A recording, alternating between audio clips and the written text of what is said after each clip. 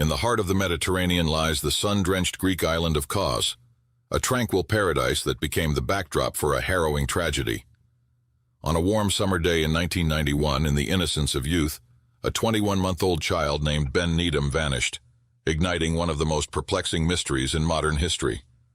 On this episode, we peel back the layers of time to shed light on the events leading up to that fateful day, and explore the enduring quest for answers that spans decades. Join us as we embark on a journey to uncover the truth behind the abduction of young Ben Needham, a case that shook the foundations of a close-knit community and captured the attention of the world. This is Fireside Unsolved, Episode 59, The Unsolved Disappearance of Ben Needham.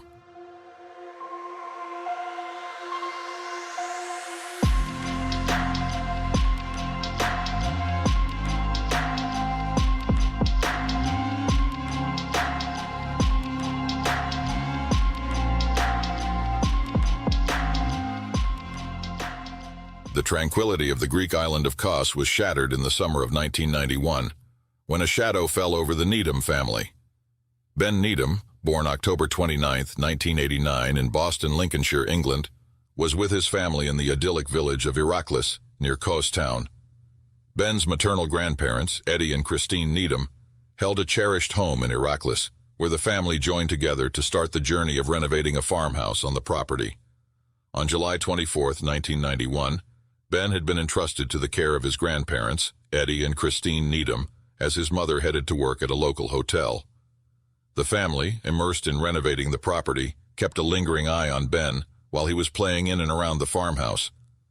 At approximately 2:30 p.m., the adults, engrossed in their work, were jolted by the realization that Ben was nowhere to be found. The once playful and positive atmosphere turned somber as the family grappled with the sudden disappearance of their beloved child. The Greek island, known for its serene beauty, now held within its borders the perplexing mystery of Ben Needham's disappearance. The Needham family started searching the immediate area for Ben, initially assuming he might have innocently wandered off or perhaps ventured out with his teenage uncle Stephen on his moped. Hope waned as the family scoured the area, finding no trace of the young boy. Concern deepened, triggering the inevitable call to the police, thrusting the Needhams into a nightmarish landscape of uncertainty. However, the initial response from the authorities added a layer of complexity to the unfolding tragedy. The Needhams found themselves under scrutiny, viewed with suspicion as potential suspects. This unfortunate delay hindered the prompt notification of airports and docks, potentially impeding the efforts to track any unauthorized departure from the island.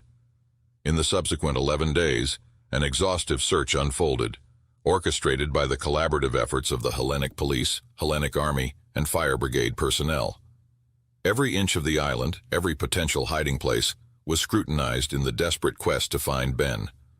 Nikolaos Dikouras, the island's chief of police, expressed the collective frustration, stating, "We now believe we have searched every possible part of that area, and the boy is not there. It leaves us with a great mystery. We have no theories. We have no solutions." As the shadows of uncertainty loomed, the plea for answers reached the highest echelons of power. Responding to a request from UK Prime Minister John Major, the Hellenic Army extended the search in January 1993, intensifying the efforts to unravel the mystery that had gripped not only the Needham family, but also the conscience of an entire island. In the wake of Ben Needham's disappearance, hope flickered in the form of reported sightings. Over 300 instances of boys resembling Ben across the Greek mainland and islands. The surge of sightings occurred predominantly in the aftermath of his vanishing, spanning from 1991 to 1992, a testament to the enduring efforts to find him. In December 1995, a breakthrough, albeit fleeting, emerged. Stratos Bakirtsis, a private investigator, discovered a blonde boy around 6 years old living with a Romani family in a camp in Salonika, Greece. The child, when questioned, claimed he had been given to the gypsies because his parents did not want him. The discovery stirred anticipation, only to be quashed when Varia police took the boy into custody and determined he wasn't Ben Needham. The child's authentic birth certificate and the revelation that his natural father, serving a prison sentence, had entrusted him to the Romani couple shattered the fleeting hope. In November 1998, another potential lead surfaced when John Cookson observed a blonde boy of about 10 playing on a beach in Rhodes. The child, known as the Blonde One among his friends, stood out as the sole fair-haired child among a group of dark-haired Greek children. Fueling suspicion, Cookson managed to obtain a hair sample for DNA analysis under the pretext of tousling the boy's head. However, the subsequent DNA testing revealed the child wasn't Ben, and the Greek boy's family provided infant photographs to validate his identity, dashing hopes once again. These instances underscore the heart-wrenching journey of false leads and dashed expectations that have marked the relentless search for Ben Needham, a saga fraught with the anguish of uncertainty and the persistent hope for a reunion that remains elusive. In 2003, fueled by the frustration of inaction, investigator Ian Crosby took a pioneering step to bring attention to Ben Needham's unresolved disappearance. He launched the first-ever website dedicated to Ben's case, aptly named BenNeedhamStillMissing.info, and initiated a media awareness campaign. Crosby's commitment to the cause is further detailed in Carey's book Ben, published in 2013, shedding light on his tireless efforts. In October of that same year, Crosby, along with Ben's uncle Danny, embarked on a visit to Kos, laying the groundwork for future collaborations with Greek authorities. During these efforts, a photograph surfaced, a haunting image captured by a holidaymaker in Turkey in 1999. The photo depicted a group of Turkish village children, among them a blond boy bearing a resemblance to the age progression photo of what Ben might look like at 13. The Needham family clung to the belief that Ben was abducted with the intent of being sold for adoption or taken by child traffickers. However, skepticism prevailed. Journalist Carol Sarler, writing in The Times in 2007, challenged this notion, emphasizing the lack of evidence to support such rumors. She contended, "I have repeatedly asked police and press, British and Greek, for a single example to support this rumor. There is none." Sarler questioned the abduction theory, asserting that a child less than 2 years old, toddling unsupervised for 5 hours in a remote and inhospitable location, is more susceptible to a tragic accident than to abduction. In October 2012, a significant development unfolded as authorities from the United Kingdom journeyed to Greece, driven by the hope of uncovering the truth behind Ben Needham's disappearance. The focus of their search was an area believed to potentially hold the remains of the missing child. On October 19th, Greek police, joined by a specialized team of search advisors from South Yorkshire Police, initiated a meticulous operation to examine the grounds of the property from which Ben vanished.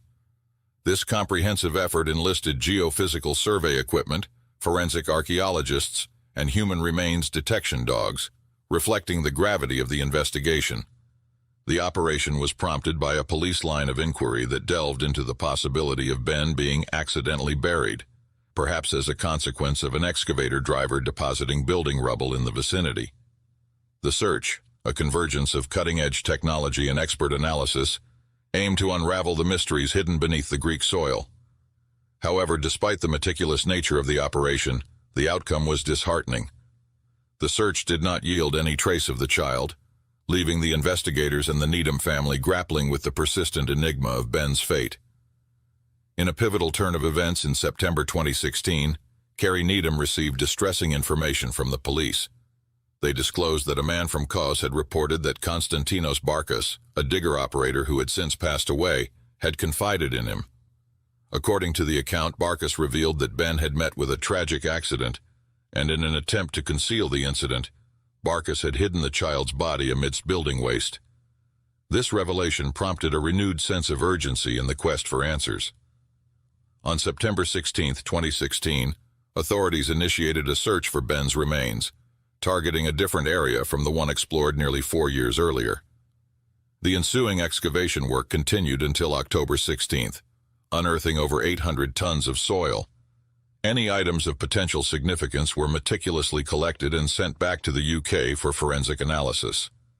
Detective Inspector John Cousins, leading the investigation, shared a critical finding with the public. An item discovered close to an item dated to 1991 was identified by the Needham family as belonging to Ben at the time of his disappearance. Cousins outlined his professional belief, stating, "My team and I know that machinery, including a large digger, was used to clear an area of land on the 24th of July, 1991, behind the farmhouse that was being renovated by the Needhams. It is my professional belief that Ben Needham died as a result of an accident near to the farmhouse in Heracles where he was last seen playing. The recovery of this item, and its location, further adds to my belief that material was removed from the farmhouse on or shortly after the day that Ben disappeared. The revelation marked a significant chapter in the prolonged search for Ben Needham, offering a potential explanation for his disappearance while leaving the Needham family to grapple with the profound impact of this tragic turn of events. In a significant development in July 2017, South Yorkshire Police made a solemn announcement that added another layer to the mystery of Ben Needham's disappearance.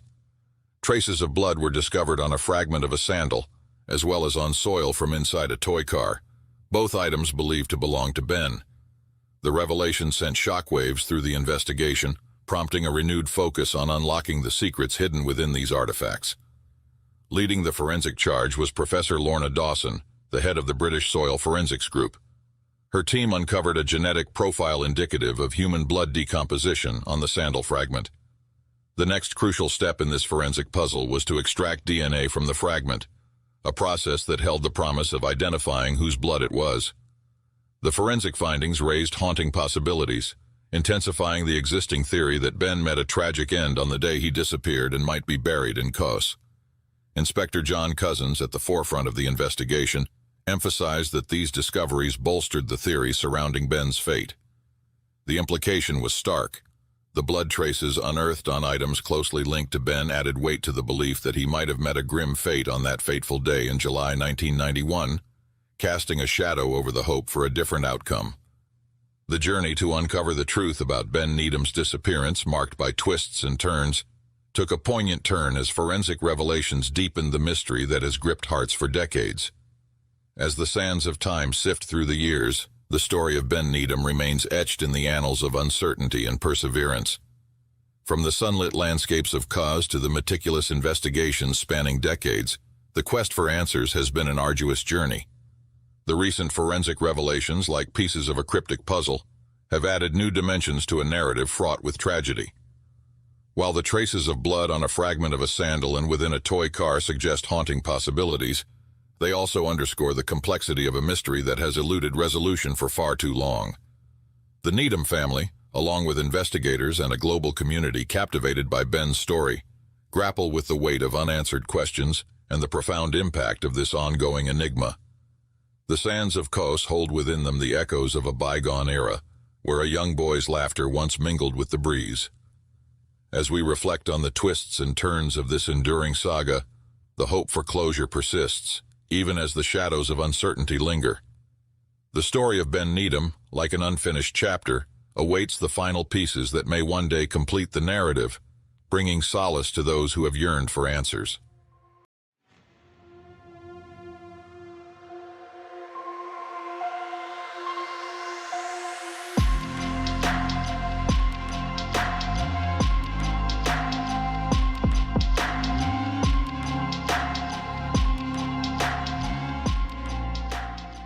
Born as Dashad Laquin Smith, Sage's journey unfolded against the backdrop of Charlottesville, Virginia, a landscape scarred by the harsh realities of extreme poverty.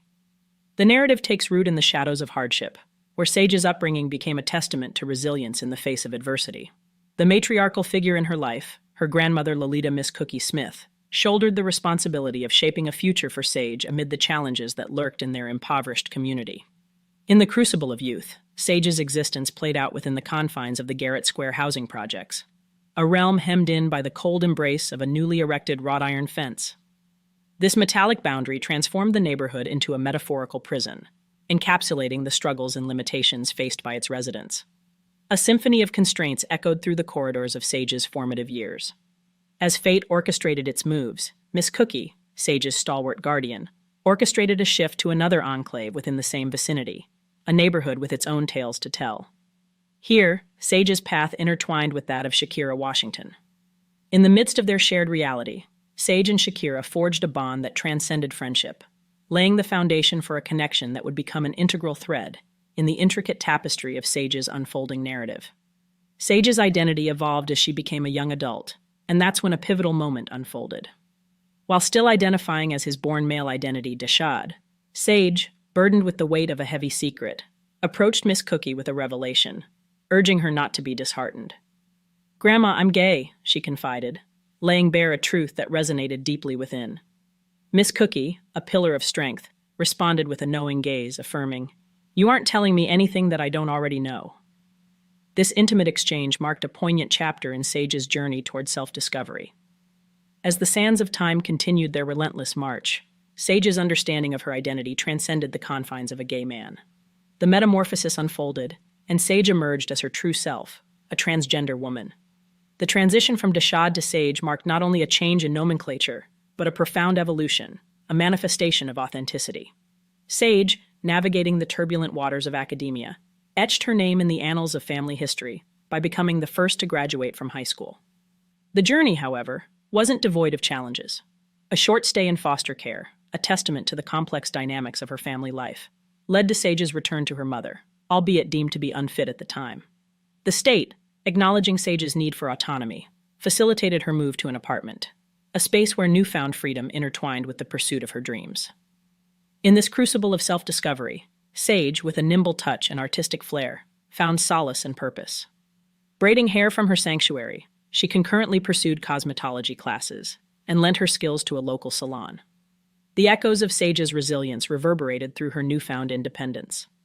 Amidst the backdrop of her own space for the first time in her young life, Sage opened her doors to childhood friends Shakira and Aubrey Carson, forming a chosen family that shared not just physical space, but a collective journey of growth and camaraderie. This tableau, painted with the hues of identity, resilience, and chosen bonds, stands as a testament to Sage's indomitable spirit in the face of life's unexpected twists and turns. Within the walls of the Dollhouse Mansion on Harris Street, a sanctuary of shared camaraderie unfolded, where Sage and her friends reveled in their newfound freedom.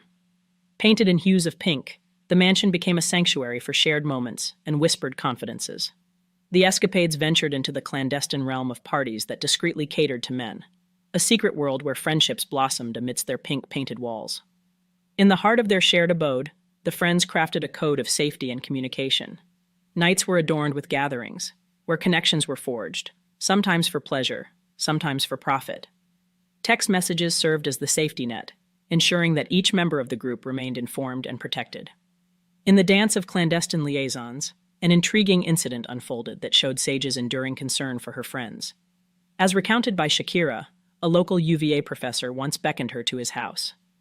In the shadows of secrecy, Sage, ever the guardian, lurked outside in the bushes. A soft knock on the window, a silent reassurance. Sage stood sentinel, watching over her friend to ensure the situation remained secure. While Sage had become much more comfortable with herself and was open about her transgender identity, a pivotal moment emerged in November 2012. Sage took to social media on November 9, 2012, 11 days before she vanished. The gender on her Facebook profile underwent a transformative shift, proclaiming proudly, "I am a girl now #respect it." In a message directed at a family member on November 18th, Sage declared her truth. "Look, I am transitioning, and I am your niece." The digital record of Sage's life resonates as a testament to a journey of self-discovery, courage, and the relentless pursuit of authenticity.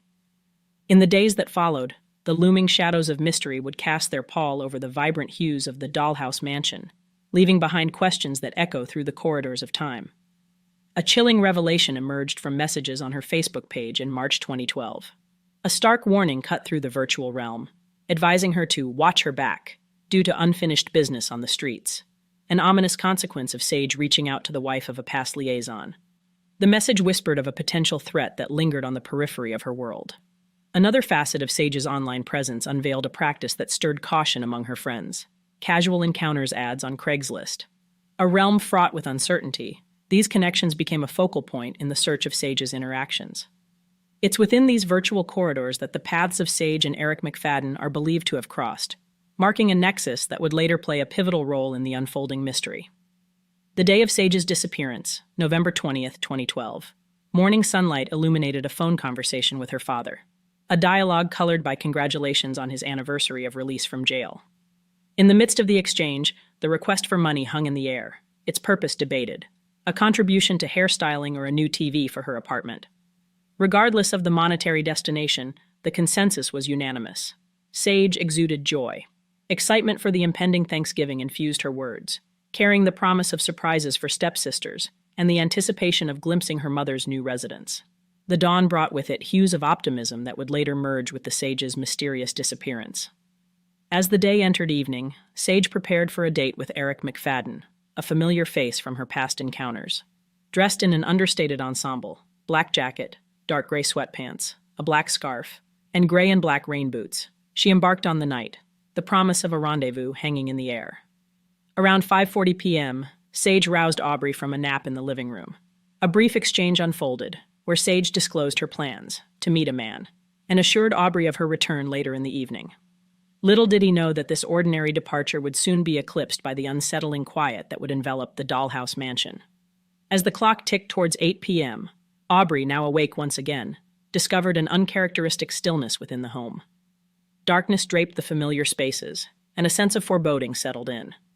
Attempting to reach Sage through a phone call, Aubrey encountered an eerie silence as her phone repeatedly redirected to voicemail, a disconcerting deviation from Sage's habitual charging habits. By morning's light, the quietude lingered, and Sage had yet to return home. A disquieting realization set in. Sage should be home by now, and something was wrong. Concern heightened as her biological parents affirmed the gravity of the situation. For Sage to be unresponsive, unreachable, and devoid of contact with friends and family for over 24 hours was an anomaly, an ominous departure from the patterns of a life that had, until then, been consistent with connections and communication. Aubrey, sensing the gravity of Sage's prolonged absence, took the decisive step of reaching out to the authorities. On the afternoon of Wednesday, November 21st, Aubrey placed a call to the Charlottesville Police Department. In the face of uncertainty, Aubrey conveyed the essential details to a calm-sounding officer: Sage's name, birth date, and a picture. It was a plea for assistance, a spark in the dark that marked the initiation of a search for answers. As investigators delved into Sage's last known movements, cell phone records were subpoenaed, and witnesses were sought to reconstruct the mosaic of that fateful evening. The trail led them from her apartment, along 4th Street Northwest, near the 400 and 500 block of West Main Street, a journey that unfolded like the chapters of a mystery novel. The investigation revealed Sage's destination, Wild Wings Cafe, a place adjacent to the Amtrak train station, now a relic of the past as it no longer operates today. The pieces of the puzzle, tinged with the echoes of that November night, started to coalesce. Sergeant Tony Newberry of the Charlottesville Police Department affirmed the ongoing dedication to Sage's case, dispelling any notion of it being consigned to the realm of cold cases. The investigation remained active, fueled by a commitment to uncover the truth. Detective Wright Settle extended an appeal to the public for assistance, acknowledging that collective efforts and community support could be the key to unraveling the mystery that still veiled Sage's disappearance. In the intricate dance between uncertainty and hope, the investigation continued, with law enforcement exploring every avenue to find the missing piece or clue that would bring clarity to Sage's vanishing. In the wake of Sage's disappearance, a dedicated team of 6 Charlottesville Police Department officers undertook a meticulous grid search on November 24th. Every nook and cranny, from trash cans to parking lots, fields, the University of Virginia campus, all underwent scrutiny in the relentless quest for any trace of Sage. The search was exhaustive, but regrettably, the pursuit of surveillance footage encountered a roadblock.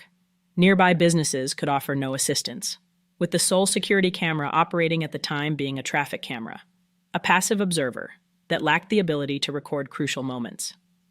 Undeterred by these challenges, investigators extended their search to the local landfill. A collaborative effort unfolded, with forensic and hazmat teams, police dogs, and a retired agent versed in landfill searches converging on the site.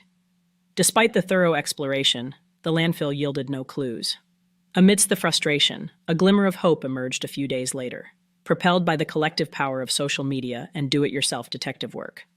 Sage's family, undeterred by the lack of progress, took matters into their own hands. Flyers adorned with Sage's image were distributed, and witnesses were sought for interviews. It was a grassroots effort fueled by determination and love, echoing the resilience of a family unwilling to let Sage succumb to the shadows of uncertainty. In a twist of fate, a lead materialized with the help of the community. Sage's family, leveraging the reach of Facebook, posted an unknown number that Sage had been in contact with leading up to her disappearance. An individual named Yami Ortiz, acquainted with Sage and traversing similar circles, recognized the number and drew a connection to the case. Yami was able to provide information that the phone number was owned by a man by the name of Eric McFadden's. The tendrils of community engagement and familial determination intertwined, opening new avenues in the pursuit of truth. In the complex web of relationships that entangled Sage, Yami brought forth a revelation. Sage and Eric were involved in a clandestine dating scenario. Yet the intricacies deepened as Eric grappled with an undisclosed sexuality, navigating the challenges of a relationship with a trans woman. Complicating matters further, Eric maintained a parallel relationship with another woman, Esther Iveni. Rumors swirled that Esther had allegedly paid Sage money in the past, ostensibly to conceal their shared connection. The motives behind these financial transactions remained shrouded in ambiguity. Whether entwined with blackmail, prostitution, or unrelated to either scenario was unclear, leaving the narrative with unanswered questions. In this intricate puzzle, Sage's father, Dean, emerged as a pivotal player. Armed with information, he uncovered Eric's employment at a Sherwin-Williams paint store and residence in downtown Charlottesville with his girlfriend. A digital call to action ensued as Dean posted Eric's picture on Facebook, an appeal for community aid in unraveling the mysteries that enveloped Sage's disappearance. Dean's initiative prompted Yami to approach the police department, sharing a wealth of information about Eric. Detectives in turn pursued the leads, contacting the Sherwin-Williams store. The revelation struck, an absence that stretched 3 days, Eric's unexplained disappearance from work. On November 25th, a call from Eric to Esther unveiled a cryptic narrative. Claiming to be in Washington, D.C., Eric requested money, unaware that the police were listening in and closing in on his trail. Esther, in a decisive moment, disclosed the investigators' information, setting in motion a sequence of events that transcended geographical boundaries. 2 days later, another call, but this time the backdrop shifted to New York City. A tale of elusive movements and unfolding intrigue. Eric McFadden's narrative, fraught with twists and turns, revealed a complex dance of confessions and contradictions. Attempting to explain his abrupt departure from the Charlottesville area, Eric admitted to a relationship with Sage, recounting a planned meeting in front of the Amtrak station. He painted a scene where Sage, walking to meet him, faced a confrontation with a group of people. Eric, expressing fear, claimed to have distanced himself from the situation before any harm could befall Sage. The email concluded with an apology and Eric's declaration of heading west. The evolving narrative raised internal alarm bells within the police department, as Eric's account shifted from his initial statements, thrusting him into the spotlight as a prime suspect. Despite exhaustive efforts, Eric remained out of reach. Authorities could not find him. He was a missing person whose whereabouts remained uncertain. Investigators pursued leads, suggesting Eric might be in cities such as Baltimore, Joppatown, Atlanta, Lake City, New York City, Rochester, and various locations along the West Coast. The speculative trail hinted at a possible southward journey, stretching to South Carolina or Georgia. Yet on the second anniversary of Sage's disappearance, a poignant revelation emerged. Police, citing Eric's lack of car ownership and residence in a densely populated area, cast doubt on his potential involvement in the crime. The shadows of uncertainty lingered, leaving Eric McFadden in the limbo of missing persons, a figure inextricably entwined with Sage Smith's vanishing. According to police, Eric is now a possible witness to a crime involving Sage, but not a current suspect. Nevertheless, Eric McFadden could be a crucial person in the case of Sage Smith. Eric, last seen on November 23, 2012, in Charlottesville, Virginia, remains an elusive figure in this case. At the time of his disappearance, Eric was 21 years old. He stood between 5 feet 10 inches and 6 feet 1 inch, weighing approximately 180 to 190 pounds, with black hair and brown eyes. The mysteries surrounding both Sage Smith and Eric McFadden persist, casting a haunting shadow over the quest for closure and justice. In the relentless passage of time since Sage's disappearance, her family has grappled with the arduous task of maintaining the visibility of her case in the media and engaging the attention of law enforcement. Despite an initial meeting with the Smith family in 2016, the first black police chief, Al Thomas Jr., subsequent inquiries and communications languished unanswered. The promise of advocacy waned, leading to frustration that culminated in a petition and a protest staged outside Charlottesville Police Department headquarters, an outcry for renewed support. The family's pursuit of justice encountered the disheartening cycle of blame shifting among investigators. Each new inquiry pointed fingers at the previous, leaving a trail of unmet promises. Iana, Sage's family member, encapsulated the anguish of the unresolved situation, lamenting, "It really hurts knowing Dashad never got a chance to blossom into the person he was going to be." Each passing day without closure deepened the wounds, leaving them yearning for answers that remained elusive. A $20,000 reward stands as a testament to the desperate quest for information, whether it unravels the mystery of Sage's whereabouts or sheds light on the curious figure of Eric McFadden. The plea echoes through the corridors of uncertainty, beckoning anyone with knowledge to come forward. The toll-free Crime Stoppers hotline at 434-977-4000 remains open, a lifeline for those holding the key to Sage's fate. In the chronicles of true crime, certain tales stand as haunting anomalies, their narratives steeped in shadows and punctuated by unsettling twists. The tragic story of Christina Kettlewell, a young bride whose life met an untimely end in the serene backdrop of Severn Falls, Ontario, is a disturbing journey into the depths of mystery, deceit, and the human psyche. As a riveting record of love, loss, and the unraveling of seemingly ordinary lives, the events surrounding Christina's death transcend the boundaries of a conventional whodunit. This narrative unfolds against the backdrop of an inquest that transformed a quiet courtroom into a theater of suspense, where the spotlight exposed the complexities of relationships and the disturbing undercurrents that laid the groundwork for tragedy. Join us on Fireside Unsolved, Episode 61, as we delve into the layers of this true crime saga, where the boundaries between victim and perpetrator blur, and the quest for truth unveils a disturbing account of hidden motivations, dubious alliances, and a mysterious triangle of twisted emotions. In the heart of this unsolved mystery lies the unsettling question: was Christina's death the result of a carefully orchestrated plan, or was she simply ensnared in a web of unforeseen consequences? Prepare yourself as we embark on a journey into the darkest shadows of Severn Falls, Ontario.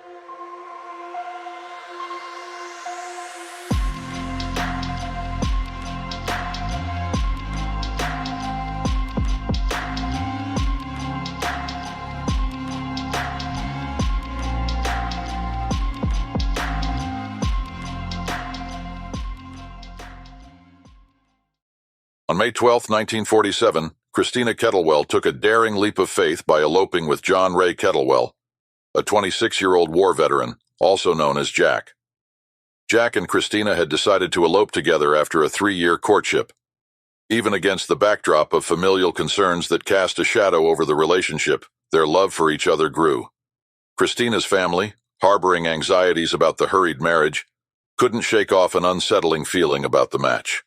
Following their hasty marriage, the newlyweds sought refuge in an apartment on Tyndall Avenue in Toronto for their honeymoon, where an unexpected character named Ronald intrusively became a constant companion throughout their purported time together. Ronald Barry, a 28-year-old immigrant from Italy, was Jack's closest confidant and best friend. A professional ballroom dancer by trade, Ronald brought an air of mystery to the trio's dynamic. Whispers permeated their small community back home, hinting at an unusual bond between Jack, Christina, and Ronald, an alliance that seemed to defy the norms of social convention. Amidst the intricate dance of relationships and secrets, Christina's sister Helen voiced an unsettling suspicion that lingered in the air like an unspoken omen. Could Ronald's seemingly unbreakable bond with Jack be concealing a darker truth? As suspicion wound its way through the community, the question remained: was there more to this tragic love triangle than met the eye? Strangely, on May 17, 1947, the trio left their honeymoon location in Toronto and embarked on a journey to Ronald's secluded cottage in Severn Falls, accessible only by boat. As the secluded retreat unfolded, reports surfaced of Christina's unsettling behavior.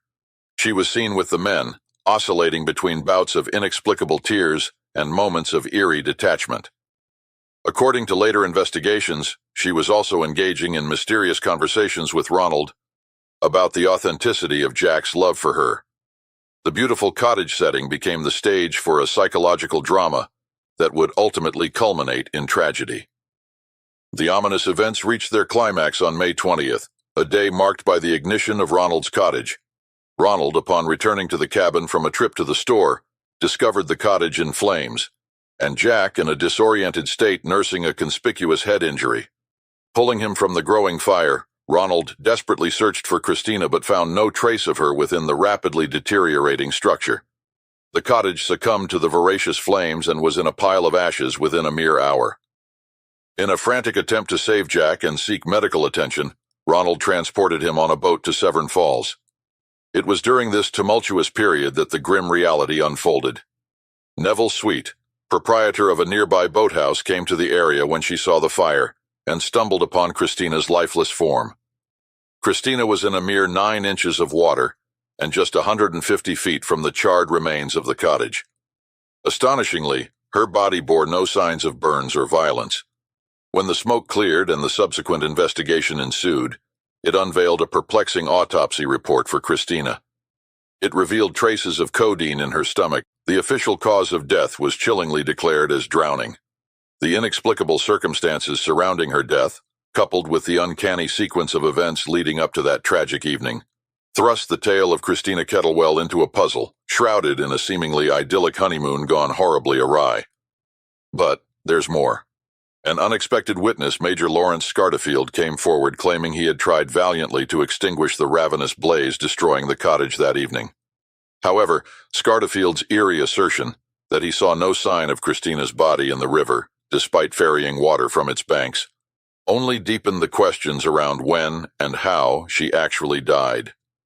In the smoldering aftermath, a frenzy of interrogations and accusations ensued, implicating Jack, Ronald, and an additional 20 individuals caught up in the whirlwind. Jack himself, having suffered burns, a head wound, alleged drugging, and utter shock, was immediately subjected to a grueling 3-hour police grilling upon being released from the hospital. Under questioning, Jack asserted his complete lack of memory from 11 a.m. that morning until he arrived at the hospital in Severn Falls and was released from police custody. While a disoriented Jack claimed memory loss in those fateful unaccounted hours, Ronald was subjected to a grinding 13-hour interrogation by police. What emerged was a staggering 3,000-word statement that officers ominously described as fantastic. The use of this term hinted at the unbelievable nature of Ronald's account. The sinister connotation left investigators grappling with the veracity of his narrative and the possibility that the truth was shrouded in a labyrinth of deception. As the police sifted through conflicting testimonies and elusive clues, the fog of uncertainty surrounding Christina's final hours only thickened. The shadow of doubt loomed over the key players of the investigation, each seemingly harboring secrets that threatened the very fabric of the investigation. The twisting saga of Christina's disturbing death only intensified as a long-awaited inquest commenced on June 19, 1947. What should have been standard legal proceedings soon morphed into a circus-like spectacle that gripped the public's imagination. The proceedings, marked by an unprecedented level of public interest, drew crowds not only within the courtroom, but spilled onto the courthouse steps and grounds outside. In an odd and unsettling twist, onlookers even sought autographs from Jack and Ronald, the central figures in this chilling drama. It's important to note that Jack and Ronald were not on trial for murder. Instead, the inquest aimed to ascertain whether foul play had played a role in Christina's tragic demise. The highly public investigation unfolded, revealing a tapestry of intriguing details that only further deepened the mystery surrounding the young woman's death. The jury, tasked with determining whether foul play played a role in Christina's death, grappled with a deluge of sensationalized information. The culmination of the investigation, however, left the jurors in a state of indecision. Their statement reflected the perplexity that shrouded the circumstances. Due to the fact that the post-mortem examination disclosed codeine in the stomach of the deceased, and due to the suspicious fact that she was found drowned, this jury is unable to decide on the evidence given whether or not foul means were employed in her death. Jack and Ronald walked free from criminal culpability, and though exonerated from direct involvement in Christina's demise, they were not spared from the exposure of their relationships with both the deceased and each other. The police report laid bare the distress that Christina experienced, attributing it to the unnatural conduct of her husband and Barry. Amidst the ever-growing speculation, a chilling possibility emerged, that Christina, haunted by mental turmoil, may have taken her own life. The inquest unveiled a series of suicide notes, each a poignant testament to her internal struggles. The first, penned on Easter, the Sunday before the engagement to Jack, hinted at poisoning and her apprehension about Jack's proposal. Another note, dated at the end of April, revealed a darker intent, to end not only her own life but also Jack's, driven by a desperate belief that she was merely a passing fancy to him. The final note, written the day before her death and addressed to a Mrs. Thomas, alluded to a tragic denouement. In a foreboding tone, Christina wrote of impending finality as she awaited Ronald's return to the cottage, hinting at a profound fear that something dire was imminent. During the courtroom hearings, the handwriting expert confirmed the authenticity of the notes, sealing Christina's tragic writing with the weight of her own words. Ronald's peculiar actions added an eerie layer to this revelation. He had retained the letters before the cottage burned to the ground, seemingly the only items he saved from the inferno. A startling piece of evidence emerged, painting the duo in a more sinister light: the acquisition of life insurance policies before Christina's death. Jack, in a move that raised eyebrows, secured 2 separate policies, one on himself and the other on Christina, before their wedding. Each policy, valued at $5,000 Canadian, boasted a double indemnity clause, potentially doubling the payout if the cause of death was deemed accidental. Ronald, curiously, stood as the beneficiary on both policies. Adding another layer of suspicion, Ronald had his own insurance policy on the cottage that would later succumb to flames, with Jack listed as the beneficiary. The backdrop of failed careers in construction and insurance for Ronald added a chilling dimension to these financial maneuvers. Furthermore, the revelation that Jack had excluded his family from his will, coupled with the peculiar transfer of his war gratuity to Ronald, raised questions about his motivations. Christina's wedding ring, a symbol of commitment, became another interesting item in the inquest. Its mysterious disappearance fueled speculation, with conflicting reports on its origin and cost. Whether Ronald purchased it or Jack had even potentially borrowed it from a married friend remained unclear. But its absence after Christina's death did not go unnoticed. A theory that gained traction during a tense courtroom exchange was the very real possibility of a relationship between Jack and Ronald, something Ronald had initially confessed to, but later recanted. The Toronto Star captured the intensity of the moment, describing the fantastic triangle of twisted and thwarted emotions, taking shape as Jack reluctantly acknowledged the alleged love affair under the pressure of Crown Counsel CP's relentless questioning. The true nature of the relationships within this bizarre trio remained shrouded in a fog of conflicting testimonies and hidden agendas. As the inquest continued to peel back the layers of deception, the unsettling question lingered. Had Jack and Ronald orchestrated a plan that culminated in Christina's tragic death? Or were they themselves victims? In the end, we are left to ponder the maddening questions that may never be answered. Did Jack Kettlewell and Ronald Barry get swept up in a vortex of taboo compulsions that led them to premeditate the unthinkable against Christina? Or were they simply accomplices after the fact, trying to conceal and cover up self-destructive indiscretions that then spiraled out of control into accidental death? The murky waters of Severn Falls still swirl with the ghosts of that fateful spring in 1947.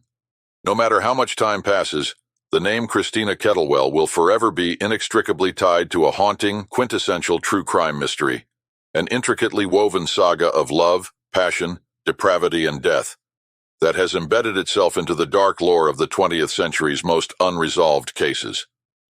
As we part ways with this haunting tale, the mysterious events of Severn Falls endures, an unsolved puzzle that continues to captivate our imaginations, urging us to contemplate the dark corners of human existence. In the silence that follows, the echoes of Christina's story serve as a stark reminder that sometimes the most profound mysteries lie within the recesses of the human heart.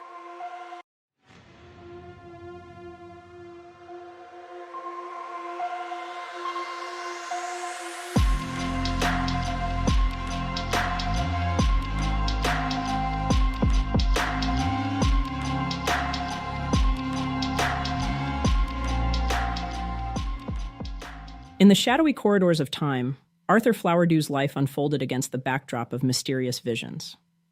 Born on December 1st, 1906, Arthur's life was marked by a peculiar and almost immediate connection to a stone city etched into cliffs, but only in his mind. From his youth, these visions whispered their tales, noting that he especially felt the pull to this ancient city when he played with the pebbles on a nearby beach. As Flowerdew matured, so did the clarity of these ethereal glimpses. The inexplicable visions persisted until the day he stumbled upon a revelation that would shatter the boundaries of his reality. It was an ordinary day, much like any other, when he found himself captivated by a BBC documentary about the secrets of the ancient city of Petra in Jordan. In a moment of profound recognition, Flowerdew realized that this was the city of his visions, a place etched into the very fabric of his soul. Fueled by an unwavering conviction that he had once walked the ancient stones of Petra in a previous life, Flowerdew reached out to the BBC. The wheels of destiny turned, and soon a short piece on his extraordinary connection to Petra unfolded on national television. The tale took an unexpected turn when the Jordanian government, stirred by the broadcast, extended an intriguing invitation. A proposal to fly Flowerdew to Petra emerged, a journey that held the promise of unlocking secrets buried in the sands of time. The stage was set, and Flowerdew stood on the precipice of an odyssey that would unveil the mysteries of his past. In another twist of fate, before Arthur Flowerdew embarked on his transformative journey to Jordan, he faced an extraordinary challenge. An archaeological expert, deeply immersed in excavating the mysteries of Petra, subjected Flowerdew to a rigorous examination of his knowledge about the ancient city. What unfolded was nothing short of astonishing. Flowerdew, with astounding accuracy, vividly described Petra, unraveling its secrets with precision. He pointed out 3 landmarks deeply etched in his memory and, upon arriving at Petra, navigated directly to these significant locations, including the haunting site of his alleged murder in his past life. Beyond this, Flowerdew explained the purpose of a mysterious device that had confounded archaeologists, offering a plausible interpretation that had eluded the experts.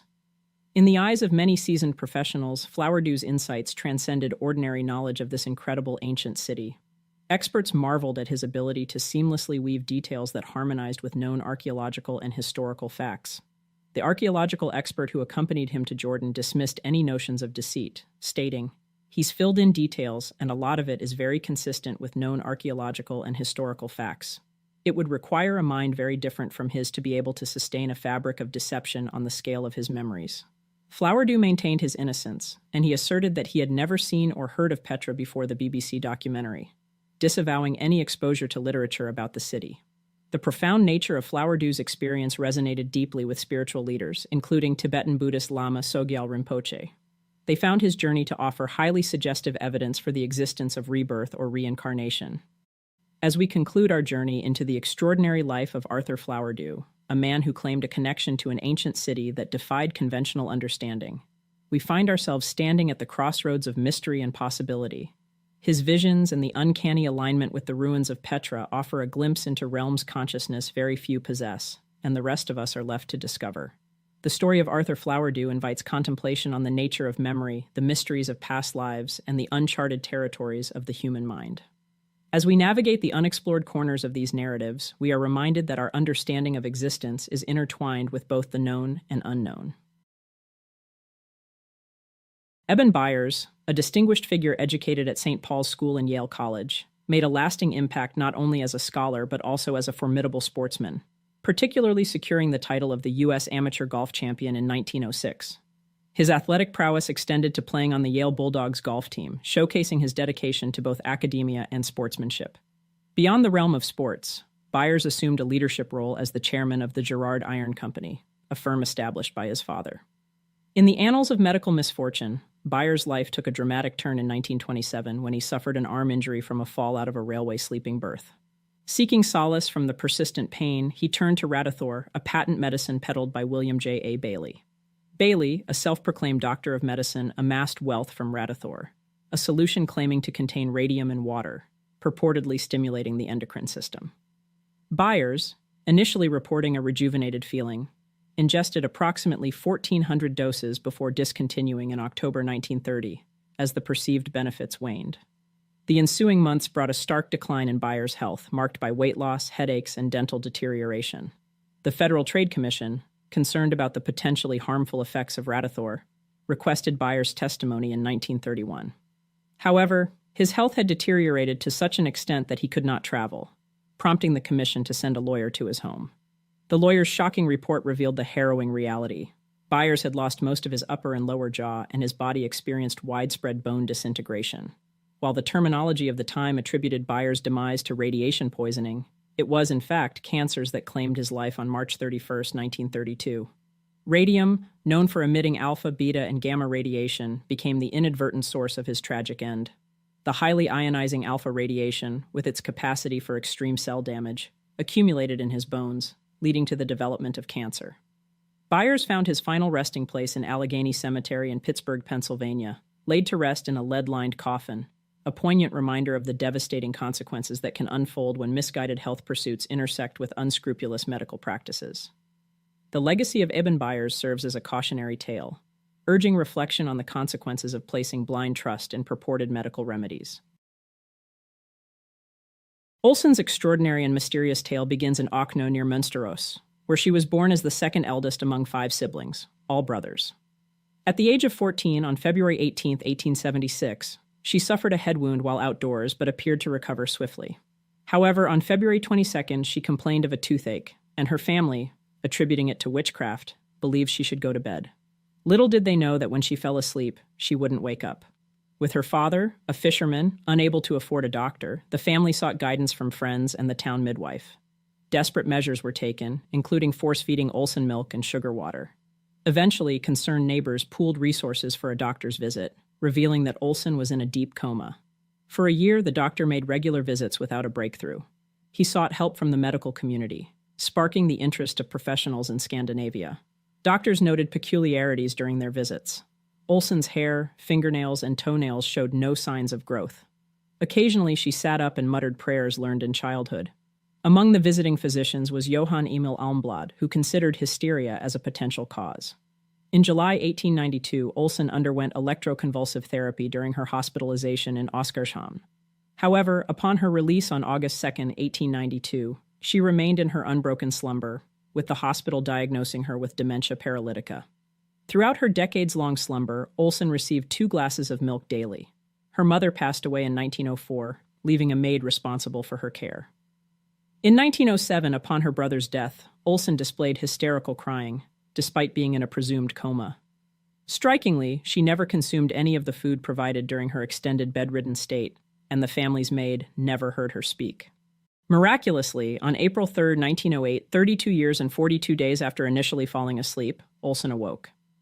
Discovered by the maid crying and jumping on the floor, she did not recognize her surviving brothers upon their arrival. Weak, thin, and pale, she showed sensitivity to light in the initial days after awakening. Despite her frailty, Olsen could read and write, recalling everything she had learned before her prolonged slumber. The news of her awakening attracted reporters from across Europe and the United States, leading her and the family to seek seclusion to escape the overwhelming attention. Olsen underwent psychiatric testing in Stockholm, revealing that, at the age of 46, she appeared no older than 25 and was in full possession of her faculties from before her extended sleep. The mystery surrounding Louise Victorine Olsen's extended sleep has given rise to speculation and alternative interpretations. Some suggest that Olsen may not have been truly asleep or hibernating during this period, pointing to unexplained characteristics such as the lack of apparent growth in her hair, fingernails, and toenails. In 1910, psychiatrist Dr. Frodeström examined Olsen and published a paper in 1912 titled La dormeuse d'Okno, 21 ans de stupeur, guérison complète, where he tentatively categorized her condition as an unclear case of hibernation. However, further revelations challenged this narrative. It emerged that Olsen did, in fact, wake up occasionally, displaying emotions of sorrow and anger during these moments. Frodeström proposed an intriguing theory suggesting that Olsen might have believed herself to be seriously ill. He speculated that she consciously remained still, kept her eyes closed, and refused to eat to elicit sympathy. Another facet of speculation suggests that Olsen's mother might have played a role in this charade, assisting her daughter in keeping the fact of her intermittent awakenings a well-guarded secret. The ambiguity surrounding Louise Victorine Olsen's prolonged slumber continues to spark debate and invites various interpretations of this enigmatic chapter in her life. As we conclude this episode of Fireside Unsolved, we are left perplexed at tales of individuals like Louise Victorine Olsen, who defied the boundaries of conventional understanding. The stories of extended slumbers, visions of past lives, and unexplained phenomena challenge our understanding of the human experience. In the realm of the unknown, where speculation intertwines with fact, we are left to ponder the complexities that elude easy explanations. The mysteries of these extraordinary narratives invite us to question the boundaries of reality and challenge the limitations of our understanding. As we navigate the intriguing twists and turns of these accounts, one can't help but marvel at the resilience of the human spirit and the resilience to face the unexplainable. The year is 1935. Cleveland, Ohio shivers under the unforgiving grip of the Great Depression. Dreams wither, replaced by the harsh realities of a city struggling to survive. Yet amidst the breadlines and flickering hope, a darkness even deeper begins to take root. A shadow creeps along the banks of Kingsbury Run. This desolate stretch, once a flicker of life, becomes a macabre dumping ground. Here, a horrifying truth begins to surface. Not one, but multiple bodies, their humanity stripped away. 7 men, 5 women, the forgotten faces of Cleveland's underbelly, the homeless, the lost, the ones clinging to the fringes. These are the victims, their stories swallowed by the cold indifference of the city's struggle. The horror doesn't end there. Heads are missing. Limbs vanish as if snatched by a phantom. Sometimes these severed parts reappear in other desolate corners, a chilling taunt left by a monster shrouded in mystery. The press names the investigation the Torso Murders. A city gasps. Elliot Ness, the famed crime fighter, the man who brought down Al Capone, faces his most daunting challenge yet. This is a story of a city pushed to its limits, where the line between predator and prey blurs in the chilling twilight. Join us on Fireside Unsolved, episode 63, as we delve into the Kingsbury Run nightmare, trace the clues left in the shadows, and confront the darkness that consumed Cleveland.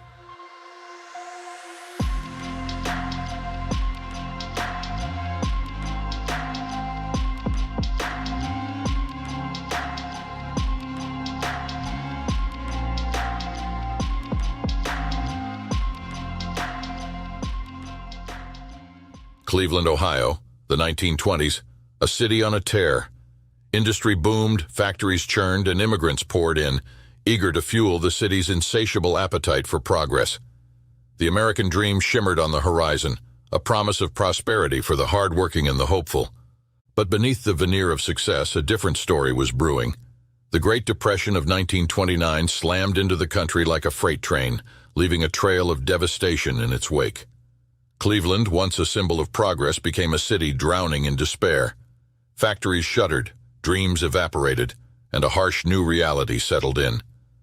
Kingsbury Run, a desolate scar on the city's map, became a microcosm of this despair. This forgotten ravine transformed into a refuge for the forgotten souls of the Depression. Train tracks snaked through the valley, a constant reminder of the world that kept moving forward, leaving those mired in poverty behind. Here, in the shadow of progress, makeshift shacks huddled together, a testament to the harsh realities of life on the edge. This was the hobo jungle, a place where the dispossessed carved out a sliver of existence. Just across the tracks pulsed a different kind of darkness, the roaring third. Saloons bled light onto the grimy streets, a siren song for the lost and the lonely. Flophouses offered a sliver of warmth for a price, and gambling dens dangled the promise of a quick escape from a life filled with misery. It was a world where desperation fueled vice, and danger lurked around every corner. While city leaders scrambled to present a facade of normalcy, Cleveland in the early 1930s simmered with desperation.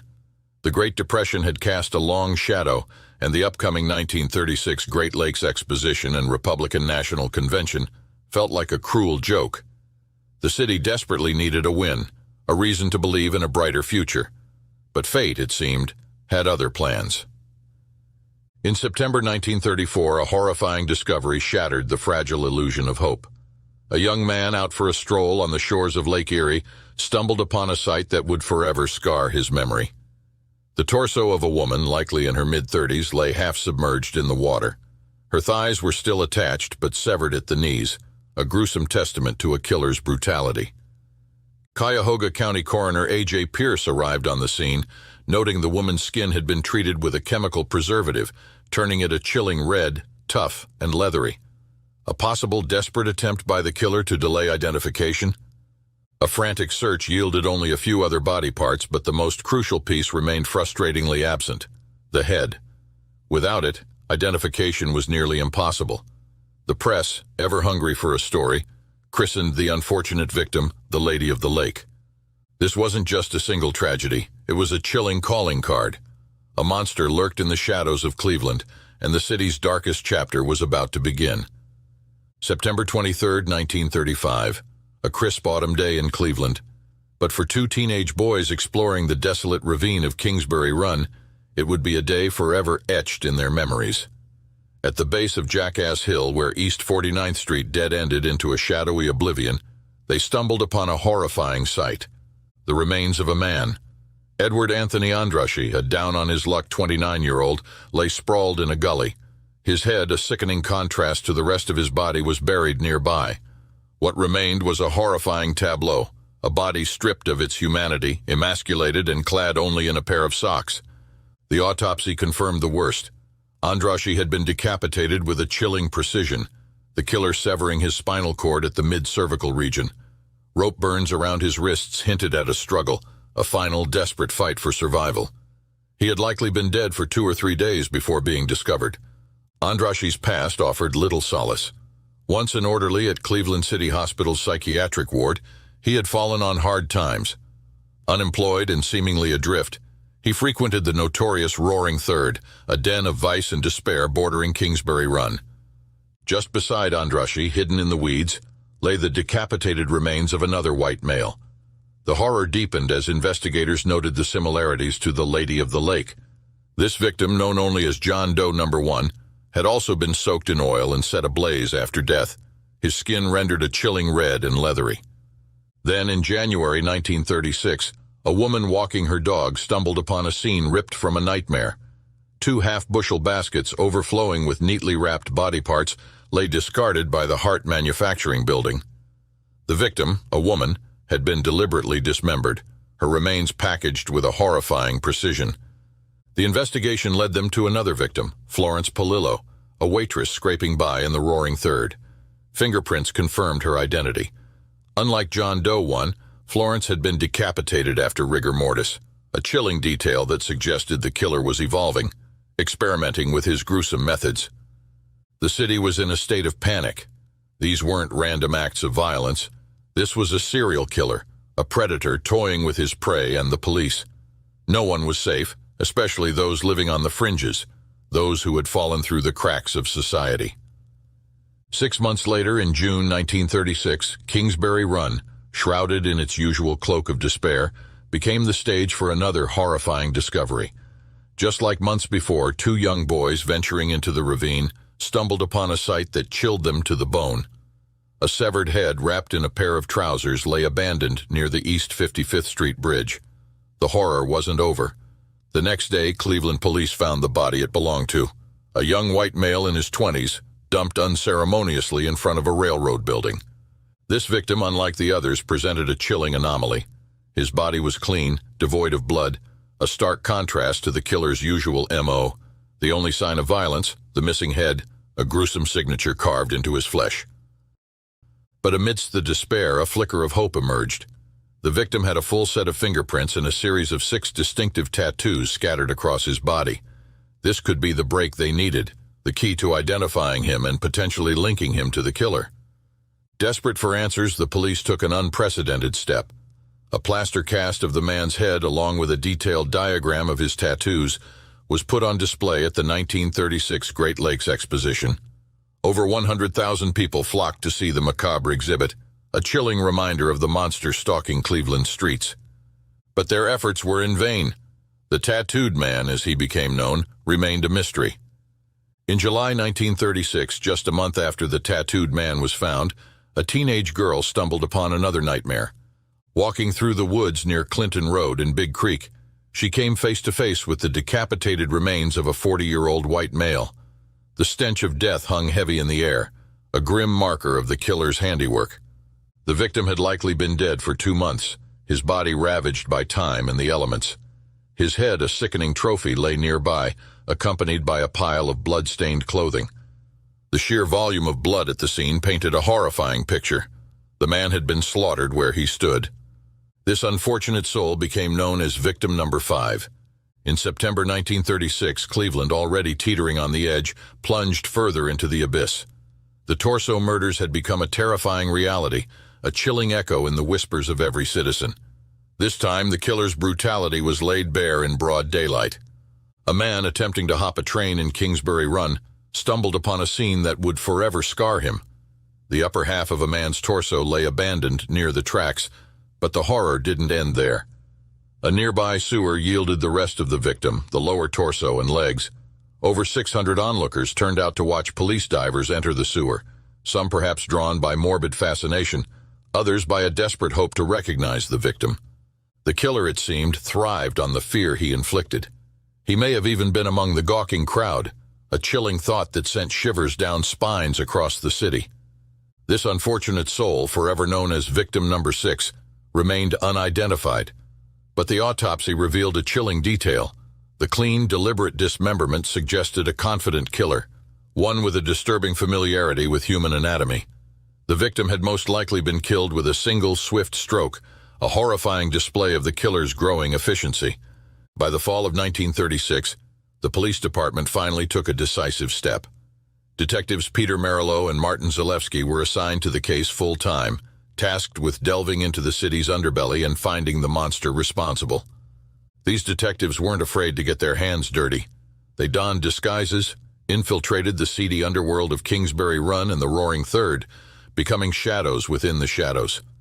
Over the course of the investigation, they interviewed a staggering 1,500 people, their tireless efforts a testament to the city's desperation for answers. This wasn't just Merillo and Zalewski's fight. It was a citywide effort. The Cleveland Police Department mobilized, conducting over 5,000 interviews in total. The Torso murders had become the biggest investigation in the city's history, a desperate attempt to break the cycle of terror. Meanwhile, the November elections brought about a shift in leadership.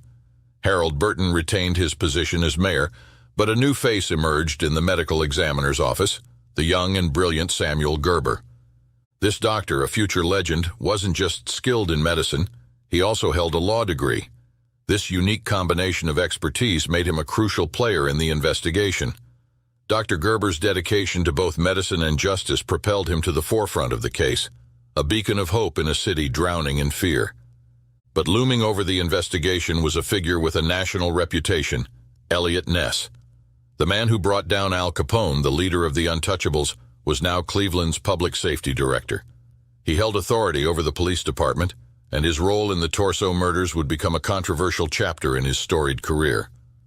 The winter of 1937 brought no respite from the terror. In February, the gruesome tide washed ashore another victim. The upper half of a woman's torso, unlike the previous victims, bore the chilling mark of a new development. She had been decapitated after death. The lower half of her body wouldn't surface until months later, a grim testament to the Cuyahoga River's role in the killer's twisted game.